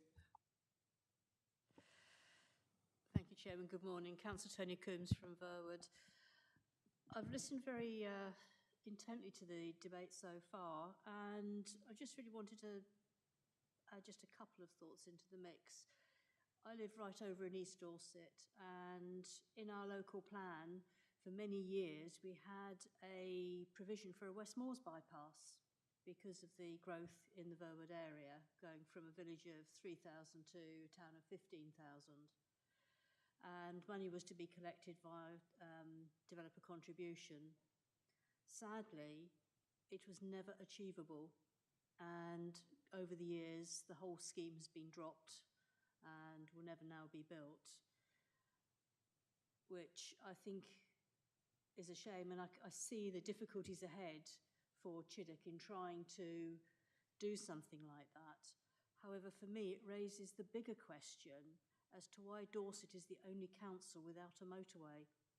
Because until we have some major east-west motorway provision, it won't just be Chiddock, it'll be all the developments along the arterial routes through the county. So I would like to take the opportunity to perhaps ask us to raise the profile and the pressure for something much more strategic and long-term for the whole benefit of the whole county. Thank you, Chairman. Thank you very much. Right, before we move to non-members, is there anybody else who might like to speak on the committee here? No, then we have Councillor David. Oh, sorry, Councillor Bryan, did you want to come in? Come on in. Thank you, Madam Chairman. For those that don't know me, I'm Councillor Ray Bryan. I hold the portfolio that governs highways, travel, the environment, and anything the leader wants to throw at me. Trouble of being friends, I suppose. No, I mean that in the nicest way. Can I just bring a couple of things to highlight? First of all, I sit on the Southwest Gateway, which is it's a public meeting. You can tune into it when we hold. I'm on the board there. And obviously, we're discussing the next stage of the road investment programme going forward. But new roads are always very difficult to get through. They're very, very time-consuming. But that doesn't mean we shouldn't be doing them. And just to highlight the current programme that we're going through, and Jack Wiltshire sits on there as the officer. I sit on there as the member. Councillor Gibson sits with me now on that board, and we are pushing very heavily for both a north-south solution, but also an east-west solution, because you're absolutely right. I travel from very close to where Councillor Coombs lives. I live in St Leonard's, which is on the borders of Ringwood. So to drive here, I come along the 31 and then onto the 35, both of which are national highways roads. And they are very, very congested, to say the least. I'd like to say that you can always move along there at great speed. You can't, because the heavy traffic now is it's becoming a much greater problem, and it's a problem we've got to resolve. So please be assured, both committee and members of the public, that what you're talking about today is absolutely invaluable for me to take to these board meetings and for Jack to take to his meetings, because we have a very strong voice on this board. One of my disappointments as we talk about air pollution is that we submitted a fantastic programme for the bus service improvement plan. £90 million of the investment we requested. We got, and I've got to be careful because this is a public meeting, otherwise I'd tell you exactly what I thought. I was very disappointed with the result, but just to show that my determination isn't lacking, we're meeting with Baroness Vere on the 5th of May to find a reason why we didn't get any money, and also to find out what we need to do to get the next tranche of money, which is evidently heading out in the next couple of months. But committee, the points you raised, the points the public have raised today, believe me, are stuck in my ears, and we will do everything we can to deliver what people are looking for. Thank you, Madam Chairman. Thank you, Councillor Bryan. We're relying on you. Councillor David Taylor, you wanted to come in. Thank you, Chair. Councillor David Taylor, St Mary, and also Dorset Town Council. Observations I see is the elephant in the room, which we always miss, is the sat-nav department. And I think we should be looking at the reviewing process to say how we can get our message across about pollution to actually input into the sat-nav systems so they get people to divert from towns and cities. Dorset Highway West Street in East Street has dreadful problems with pollution, and at night time it is often noted that articulated lorries go through our town instead of going through the bypass. So there's many observations which are being missed and could be used to support the report. On Thursday last week, we know that the country took 22 million people in cars on the road to travel around the country for Easter. I was going up to Northamptonshire from Dorset, and there was a traffic jam from Dorchester to Oxford. That's how bad it was. So obviously the principle is here, we are not looking at the air pollution problem only, we're looking at the common sense of people, sat-nav departments and other options. And I think it should be recommended to go to the report as well to see the sat-nav is looked at overall, especially with vehicles coming in from Europe, they don't know where they're going. Thank you. Thank you, Councillor Taylor. Okay, well, look, we've got our recommendations in front of us. Now, 2.2 has asked the committee to advise on any further work which we would like officers to do in respect of the proposed air quality action plan. Is there anything specific people would actually request of officers? Now, Maria, I can see hands up. Let's do it. Yeah, I'd like to see the action plan come back here so that we can see what's being achieved. Okay, but are we looking for any extra measures to be taken or points to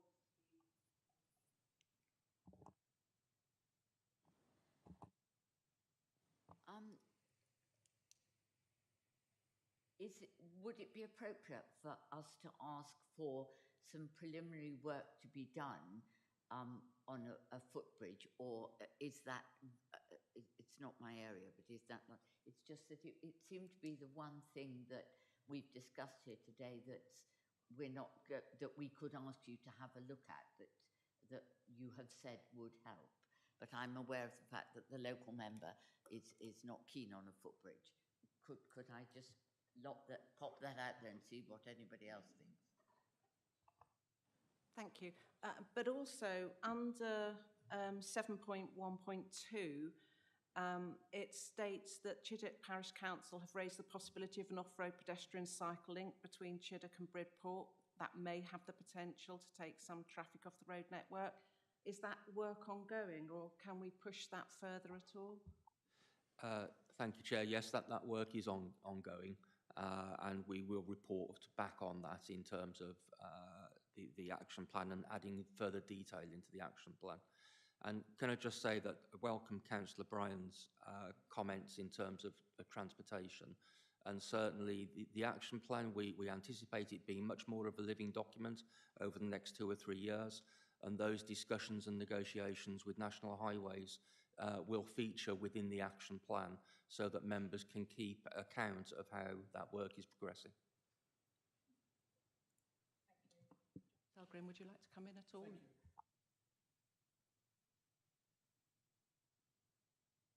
Brian made that suggestion. We have. You're not picking. Let me proceed. Just about on the edge of frame. Thank you. I think you now hear me. So thank you, Chairman. So John Selgren, Executive Director for Place. So as the officer responsible for highways, I'll pick up with Councillor Bryan your suggestion from this committee that we pursue a meeting with National Highways on the matters that you've raised. I think all of the points that have been discussed this morning can form part of that conversation, but I'll liaise directly with Councillor Bryan after this meeting, and more than happy, Chairman, to update you on the outcome of those discussions. Janet. Just to make clear that we have a duty to report on the progress of the action plan every year anyway, so we will be coming back and reporting on the progress. Okay, will that go into scrutiny or back to overview? Suits me. Okay. And by the way, I'm setting up a hashtag #WeLoveRay. Okay, just follow it. Right, we have recommendations in front of us. Can I just ask, is everybody happy? Are all in agreement? Yes? Thank you. Then that...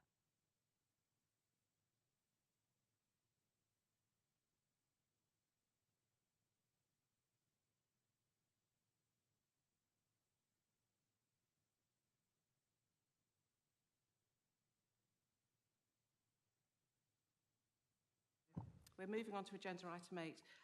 Before we have a report on this, I would just like to ask our lead member, Councillor Simon Gibson, to make his case or just have a little chat on it. Thank you. Thank you very much, Chairman, and good morning. Thank you for welcoming us to the committee today. I'm Councillor Simon Gibson, lead member for Highways, supporting Councillor Ray Bryan. Opening with a few very brief remarks before handing over to Jack Wiltshire, our Head of Highways, who will take us through the report itself. Jack will set out the timelines for how this report has come before the committee today. Probably worth noting, though, that this committee has discussed this matter previously, as has the Highways and Transport Board, which is a cross-party board working group of councillors. It's from those discussions, Chairman, that the paper has come before the committee this morning. Those discussions were not unanimous, but there was agreement much within the paper. This work was conducted prior to me coming into this role, but it is clear to me, both from the questions from to Council today and from conversations with colleagues, that this issue is both emotive and well worthwhile another discussion at committee this morning and beyond. Jack will set out the rationale for the report and its recommendations. Without going through the report myself, I would like to ask colleagues to consider 3 main principles that any such policy such as this should adhere to. It must be implementable, it must be affordable, it must be enforceable. Implementable in as much as we need to take into account DFT guidance and other critical road safety matters. Affordable, as we have a very limited budget which we must work within. And enforceable, as we must work with colleagues in the police to ensure that any policy implemented can be enforced and not simply ignored. This policy aims to allow for an increase in the number of 20-mile-an-hour zones or speed limits where appropriate. I am grateful to the committee for considering this report and considering if this report strikes the right balance. Thank you, Chair. Thank you very much. Right, we now go to Jack Wiltshire, who's going to give us his report on this item. Thank you, Chair, and thank you, Councillor Gibson.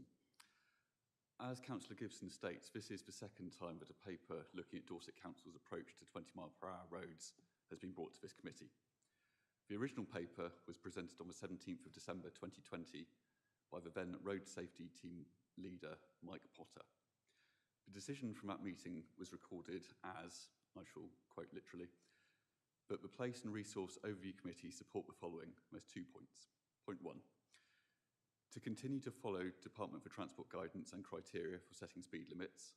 And point 2, to continue to develop the initial draft guidance at Appendix C of a report on the principles and criteria for 20-mile-per-hour limits, and to enable officers and members to assess and prioritise requests objectively through the Highways Board, returning the final version to this committee at a later date. The COVID pandemic meant that completing Recommendation 2 has taken longer than originally anticipated. However, following the meeting in 2020, a member-led Highways and Transport Board was formed to help prepare new highway policy for Dorset Council. The Highways and Transport Board discussed how Appendix C of the original report could be suitably amended. The report before you today has been amended to include the majority recommendation of the group.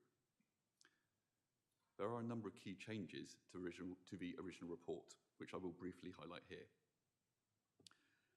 Section 1.17, which can be found in or on page 21 of the report's pack, describes the new Appendix C document, which is titled 20-mile-per-hour schemes, a guide to principles, criteria and processes.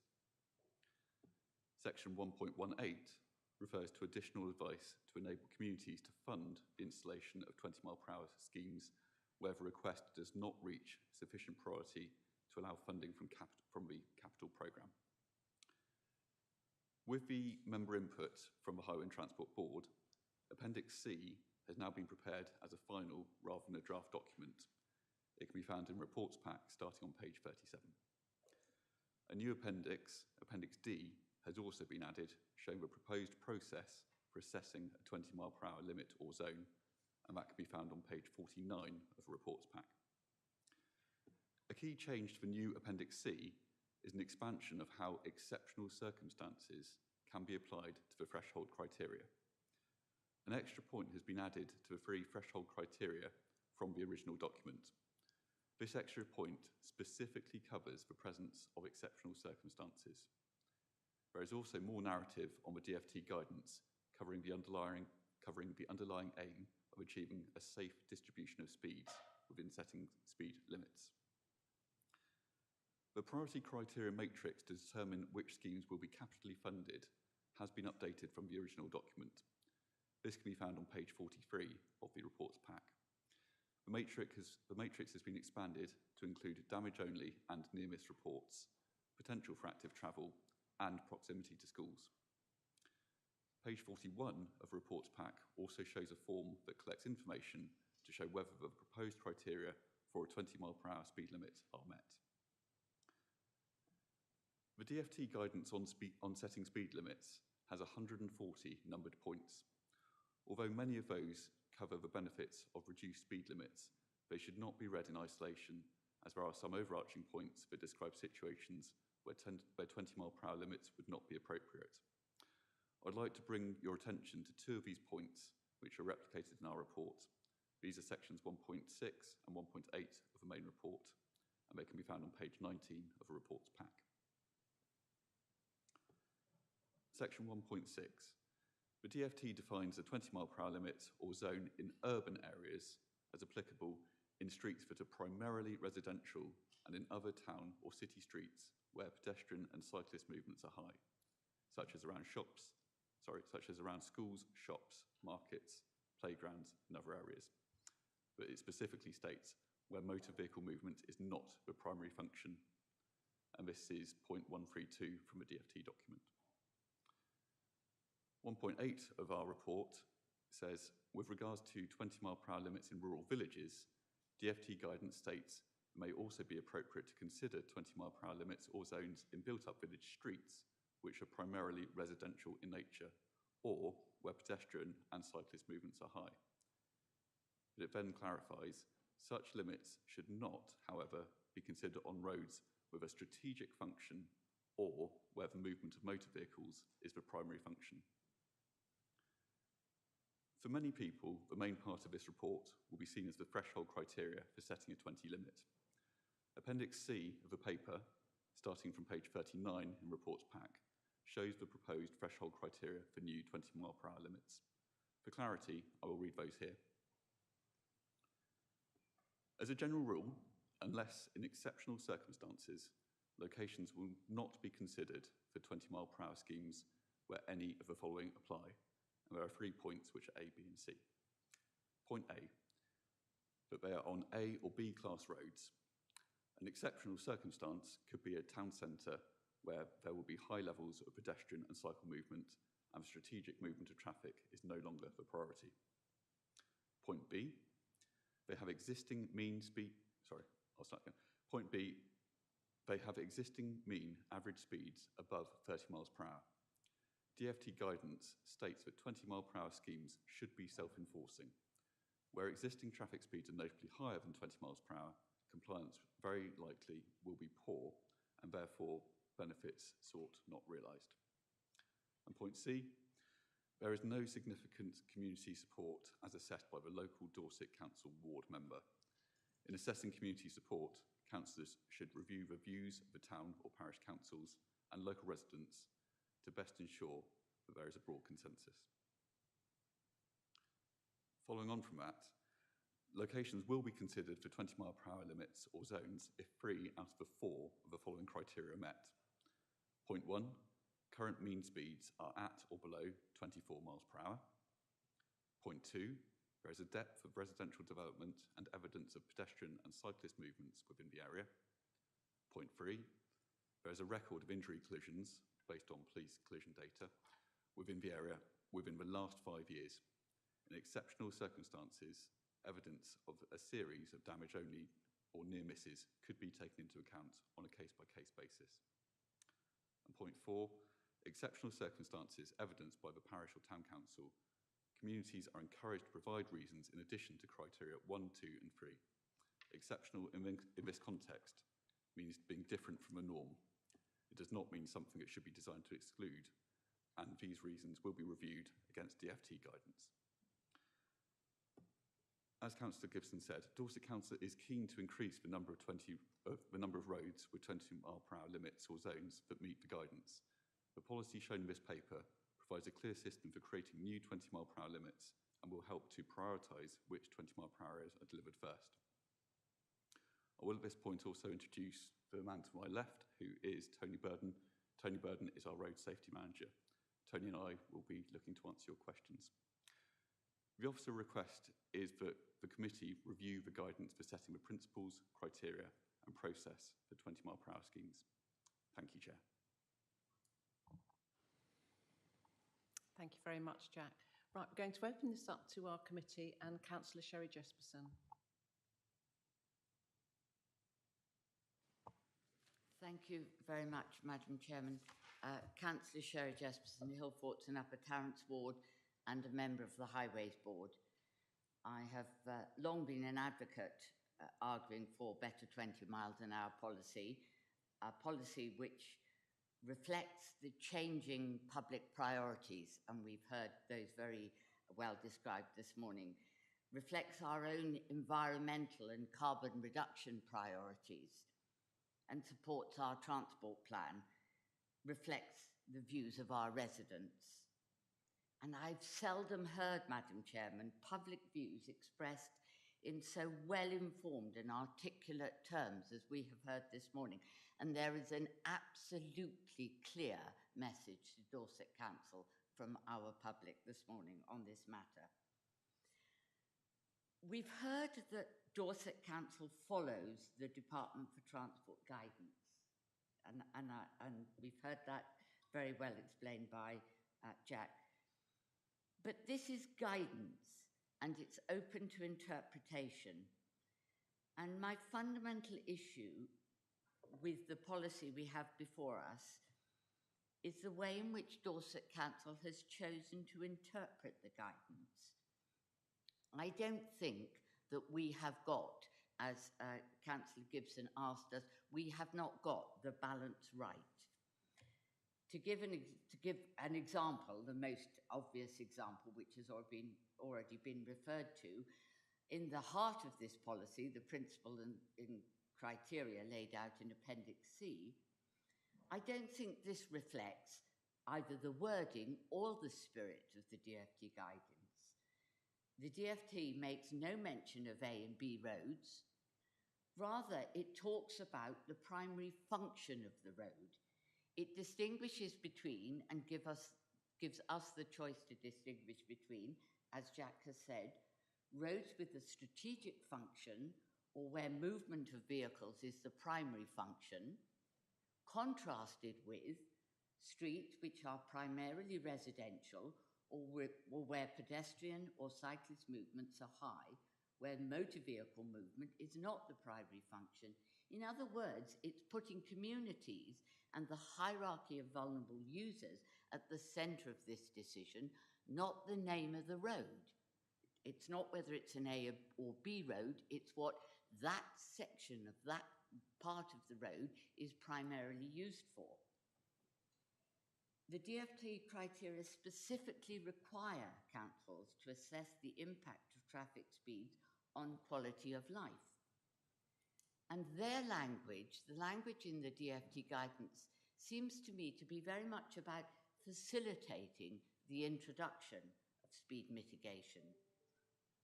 Whereas our language feels to me that it's about setting a series of impossible hurdles there to block communities from qualifying, except in exceptional circumstances. I never like policy that's predicated on exceptional circumstances.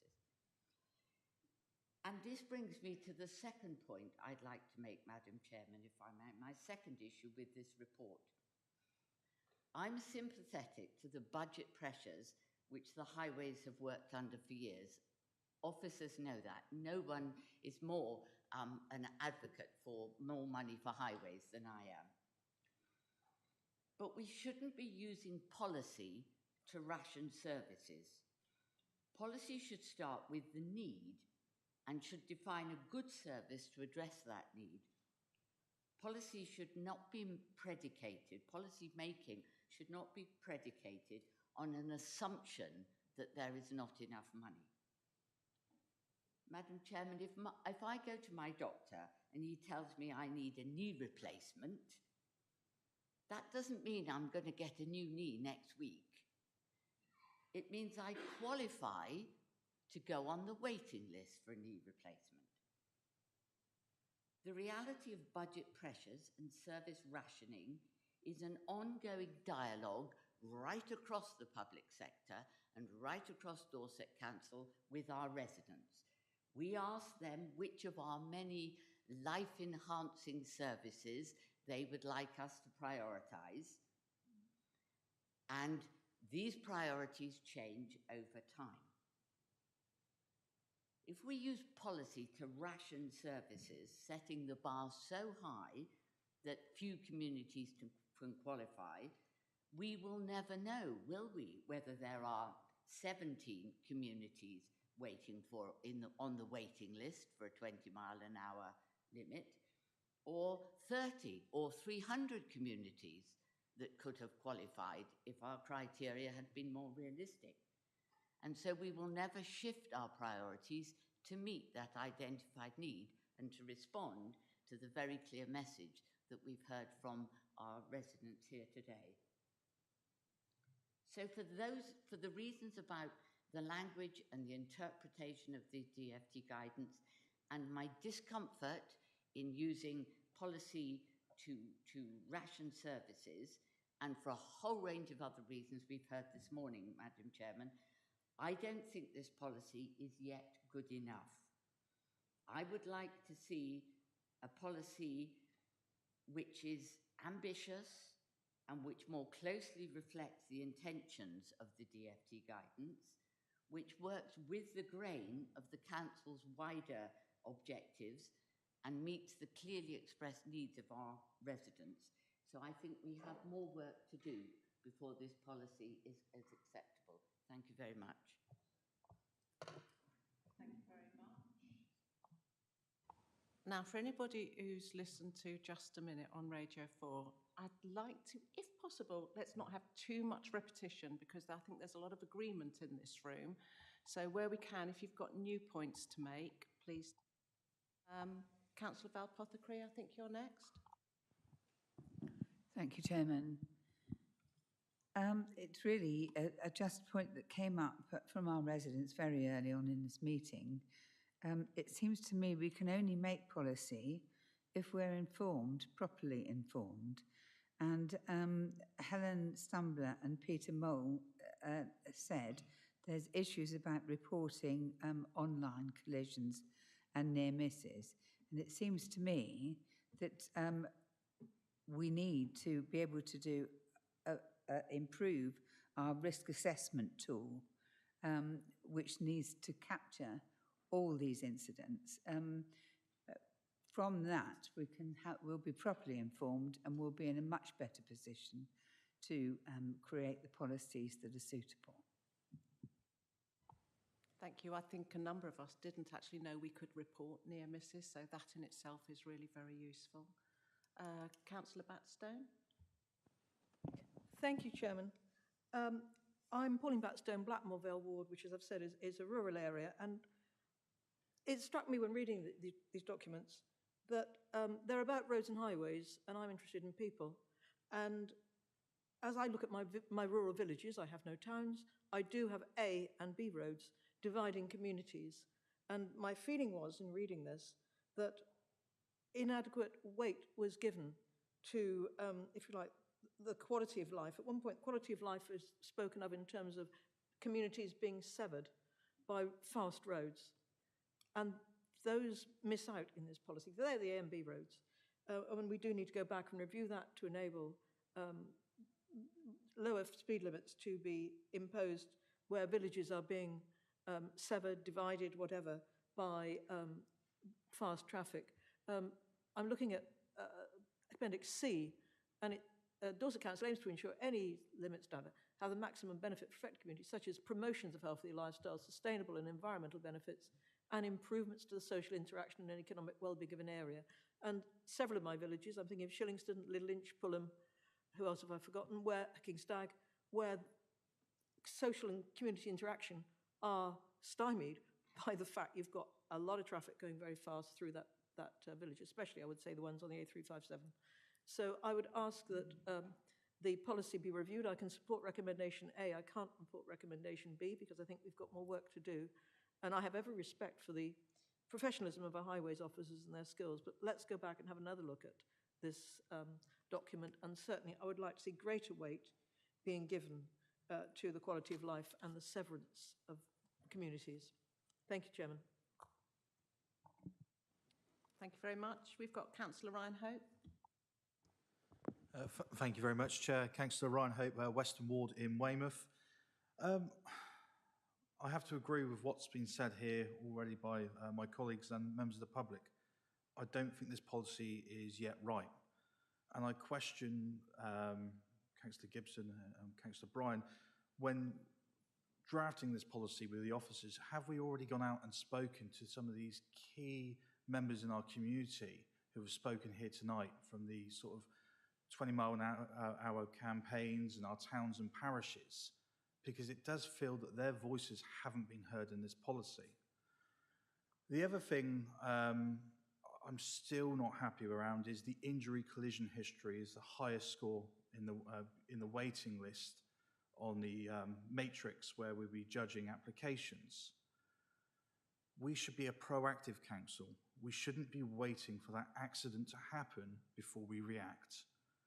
And I really want to push that. And we should be looking at the environmental benefits, that the 20 mile an hour, as we declared the climate emergency, we should be looking at the environmental benefits and the well-being benefits to our residents on how we judge these applications going forward. With that in mind, I'm also concerned that we're looking at 5 years worth of history on these applications in some of these criteria. Bearing in mind, most of our roads have been very quiet for 2 years of those 5-year applications because of the COVID periods. And a lot of my community, and I have to say I'm lucky that a third of my ward is covered by a 20 mile an hour zone that the Honorary Alderman David Harris campaigned hard to achieve. But my roads have been quiet in the estate. Well, people couldn't travel for those 2 years. So I think we need to look, whilst we're covering these COVID periods, maybe look at the 7 years if we want to look at 5 years worth of true data. And then as we come out of the COVID years, where those 2 years would be in the catchment, then go back down to the 5 possibly. The last point I want to make is around the funding of these. And whilst I welcome that we now have a budget allotment, because it's one of the items that I brought up in 2020, when I believe I actually voted against the recommendation, I think that 75,000 isn't going to go a long way in delivery.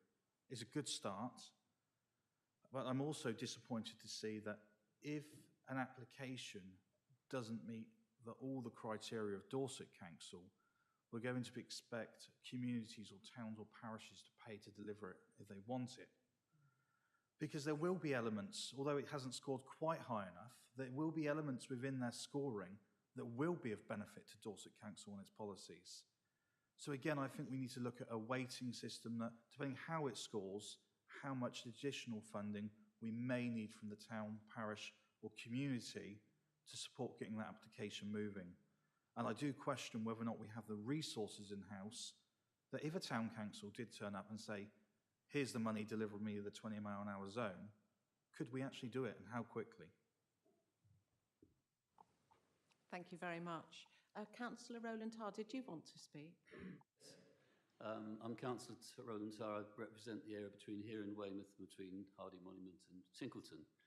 12 parishes with 5 groups that meet regularly, so weekly meetings on average for every parish. I go to most of the parish meetings, unless I'm ill. Or in case anyone thinks I drive there and drive through the villages at over 30 miles an hour, I go on my bike. I'm limited to 15 miles an hour because it's an e-bike.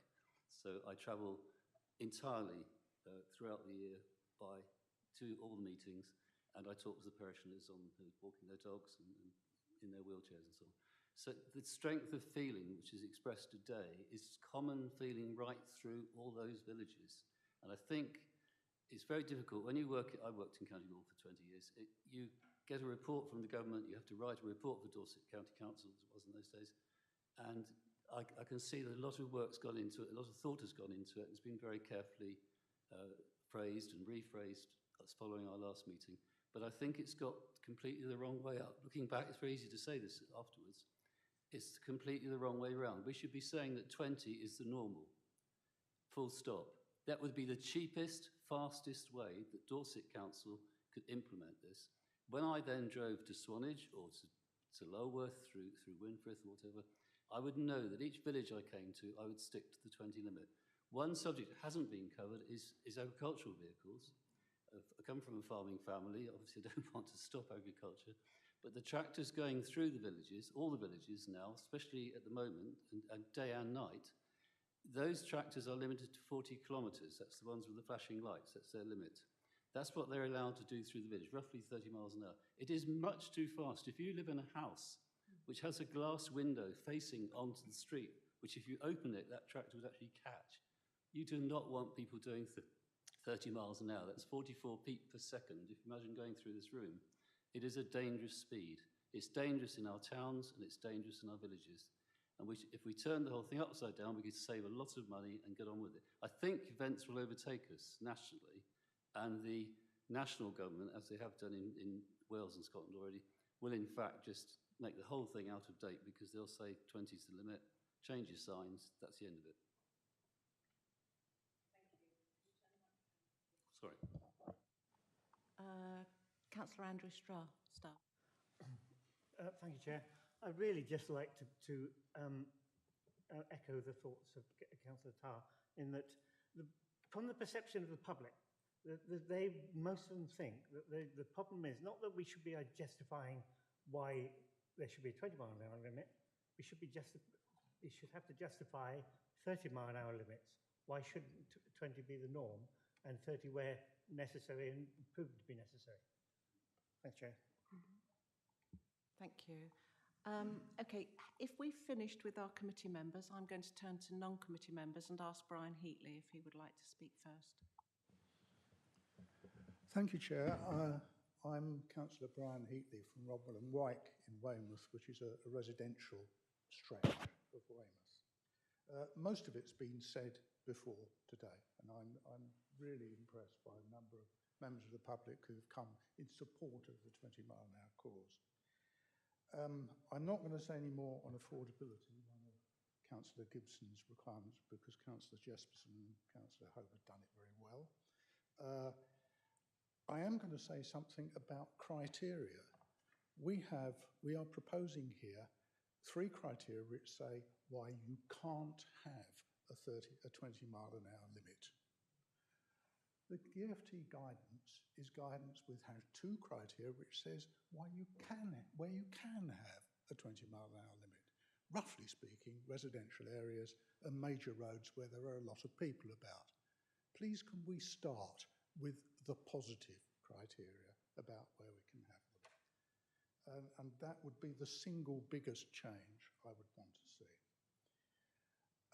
Can I talk a bit about the A and B road criterion? It says we don't want them on A and B roads, except in exceptional circumstances in towns.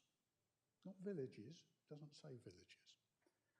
I had a look at I think it's 54 larger villages identified in the local plan, the draft local plan. And if you look at them, 60% of them have an A or B road going through the town centre. That is not exceptional circumstances. That is normal circumstances in a great majority of our villages. So we've got to approach the problem of our villages properly and not treat them as some kind of exception. Where was I? Last remark about the use of the word strategic in this concept, in this discussion. The A354 from Portland to the rest of the world goes through my ward. It has a strategic function in that very large lorries carrying Portland stone travel through it. But who else? For who else is that road strategic? It's strategic for all the children going to the 2 schools on that road. It's strategic for all the people of Wyke who want to go to the library or the doctor or the shops. This is not just a matter of road safety and getting the traffic through as fast as we can. It is a social judgment between how do we weigh the lives of the people around the roads compared to the convenience and speed of the people going through the roads. That's not a technical judgment, that's a social and political judgment, something that we should be making. Thank you.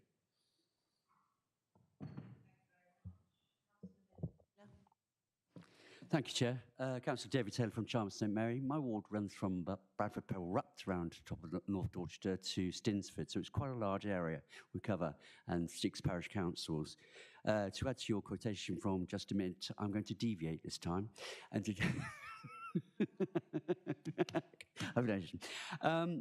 registering on the fact of the 20-mile zones, I was fortunate to have one put into Charminster, which works out to be excellent and make sure the town is calmed down a bit.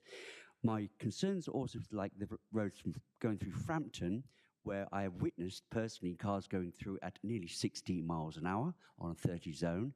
So then it comes back to my final question, which is public education. What are we doing about it to stop people speeding in our county? I seem to think there should be a Department of Transport position to making sure that people understand that when they're driving on our roads, they should be sticking to the limits. That's my question. Thank you.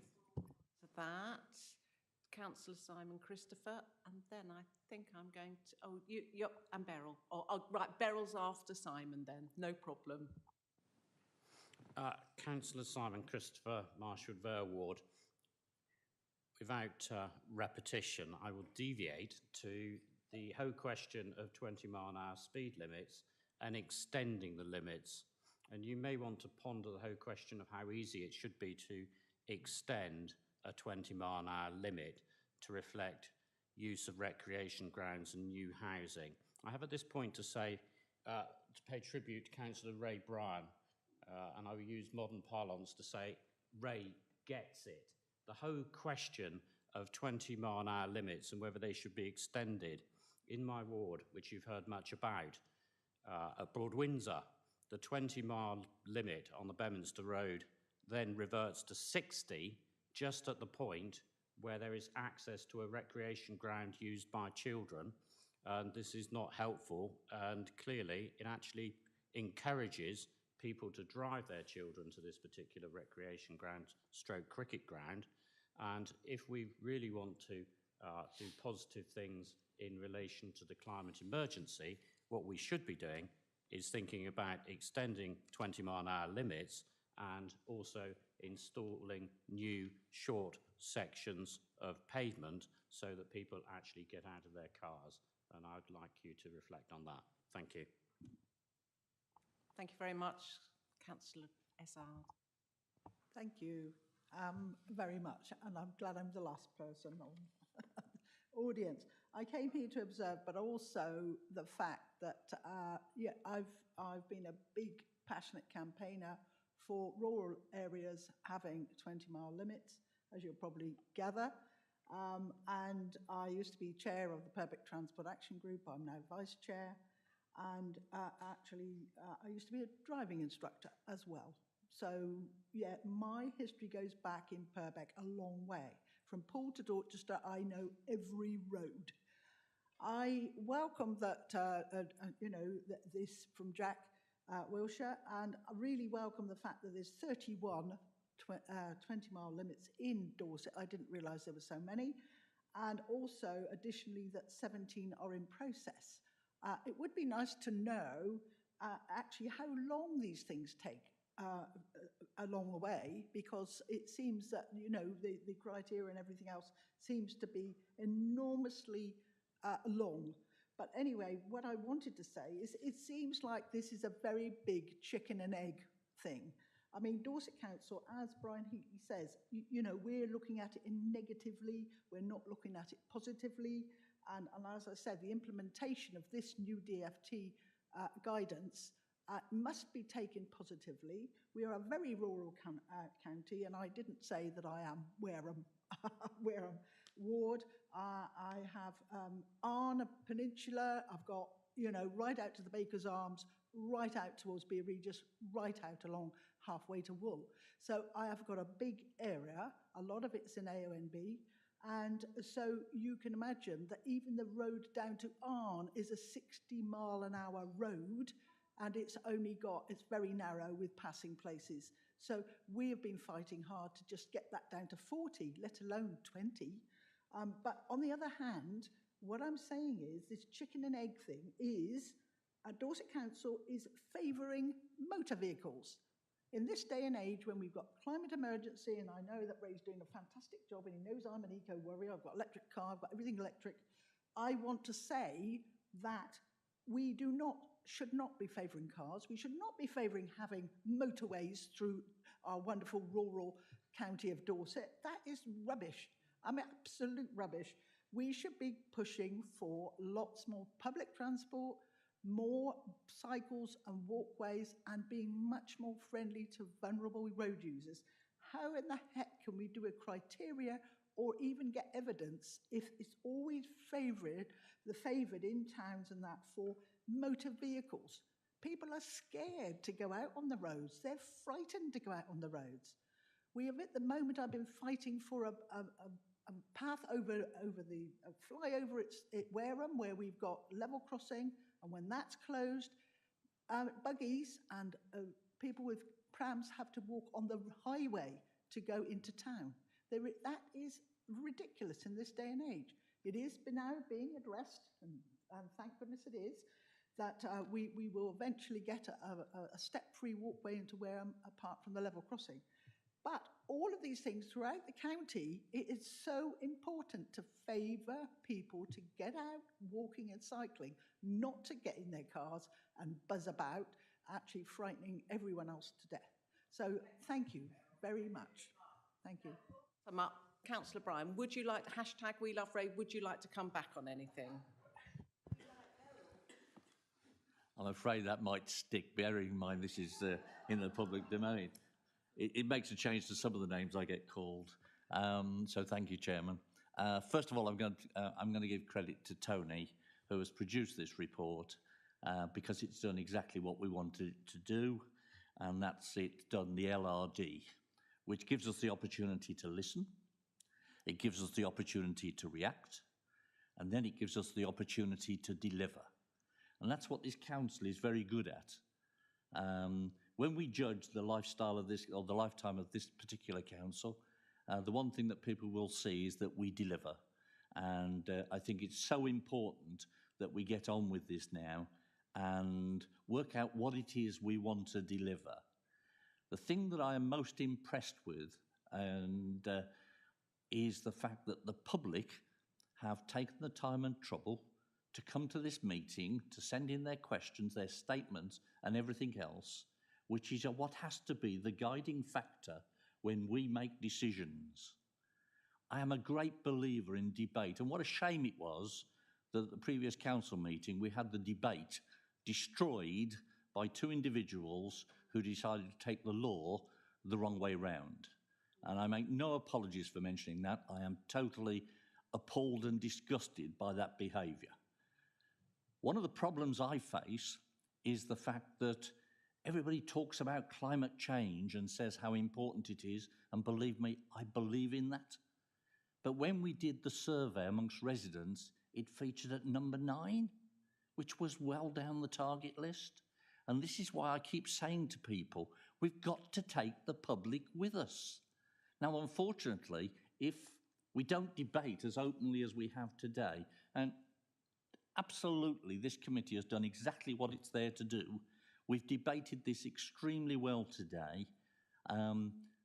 Highways is under a tremendous amount of pressure because under the previous administration, the old county council, it had its budget slashed to ribbons. And we have to find the money from outside for lots of things we do. And again, I take my hat off to Jack, Matt Piles, John Selgram and the team who continually find the money for me when we want to do things. Our net contribution from the council is under 3 million on a budget that's well over 20 million. You know, the highways are our greatest asset, but the most important thing is that we have to make the highways safe. There are times when a speed limit is sensible, and there's times when the speed limit needs to be reduced quite dramatically. And I think we've now reached that stage where we've debated well today, and Madam Chairman, I'm waiting for your judgment on this, because this has to go to the next stage. So I'm going to leave that with you to adopt, but I'm going to say to all the members, my team, and we've talked about Simon Gibson, but I've also got Councillor Knocklacey, who deals with the environment side for me. We're listening, we're going to react, and we're going to deliver. Thank you, Madam Chairman. Thank you, Ray. I have the power. Right, so we've had a very good debate today. It's been robust, and I don't think anybody's held back. So this is where I would like to take it with committee's approval. I would like to take this away, set up a task and finish group to look at this, review it, and come up with some new policy wordings. We need to look at this again. I'd like that to be short, sharp, quick, no hanging about, small working group, cross-party. I'd like us to meet within the next month, and I want us to then bring this back to this committee. But having said that, what I would like to do is to give the people here who have spoken a chance to review what we've come up with, and enough time, perhaps a week. Can you do it? You can do it in a week. I know you can do it in a week. To then come back before it comes back to this committee again. So with your approval, and I know the officers can't wait to work with us on this, they'll be counting down the days. So are you happy, committee, that we do this? Yes. Right, I've recommended it. It's perfect. This is what we're doing. The item is now closed, and we're coming back. Now, before I move on in the agenda, I'll give you, gentlemen and ladies, the time to leave if you so depart. But if you're riveted with what's going on here, you're very welcome to stay for our forward plan, but it won't be that exciting. I'll let you leave before we carry on.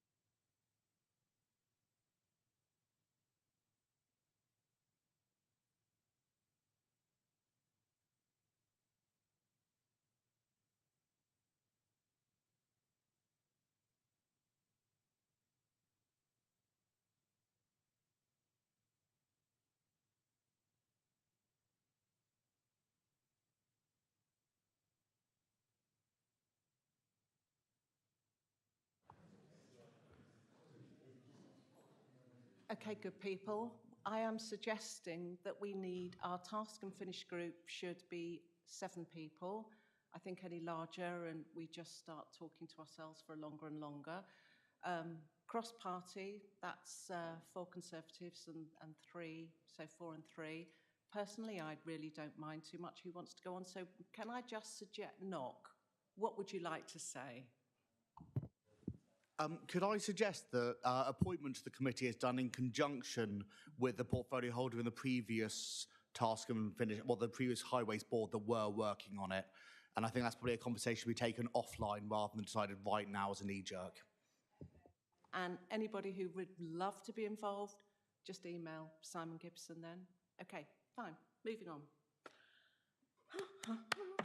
Right, we are now at item 9, our Overview Committee Forward Plan. I don't think we've got an awful lot on it, but would anybody like to make any suggestions, comments, or just note it? Well, obviously, this is going to be coming back. This is going to be coming back, isn't it? Probably not for a couple of months, though, is it realistic? Really? Well, hold on. We've got a meeting in 7th of June. 7th of June. Can we do it by, can we come back? I think that's going to be tight, isn't it, John? Okay, well, that will be coming back on our forward plan. Any other thoughts or just noted? Noted. Yes. Just worth saying, because obviously you've got the item on for your June meeting, and after that it does look blank, obviously, but there are lots of policies which are to be reviewed, brought together for the new council, so it's a case of timetabling them in, so there will be other stuff coming forward. They just don't appear on there at the moment. Okay. Sorry. Just if I, Chairman, members will have seen the announcement last week about Redlands that we have a way forward, which seems very positive. I know that the portfolio holder is going to be raising with you whether it would be helpful for the report on the future of Redlands to be considered by this committee on route to Cabinet, but I'll perhaps leave with your discretion and the portfolio holder to determine that.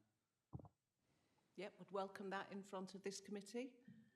Perfect. Right, in which case, we've noted that one. Item 10 is urgent items. We have none, and we have no exempt business. So I call this meeting to a close, and thank you so much, everyone.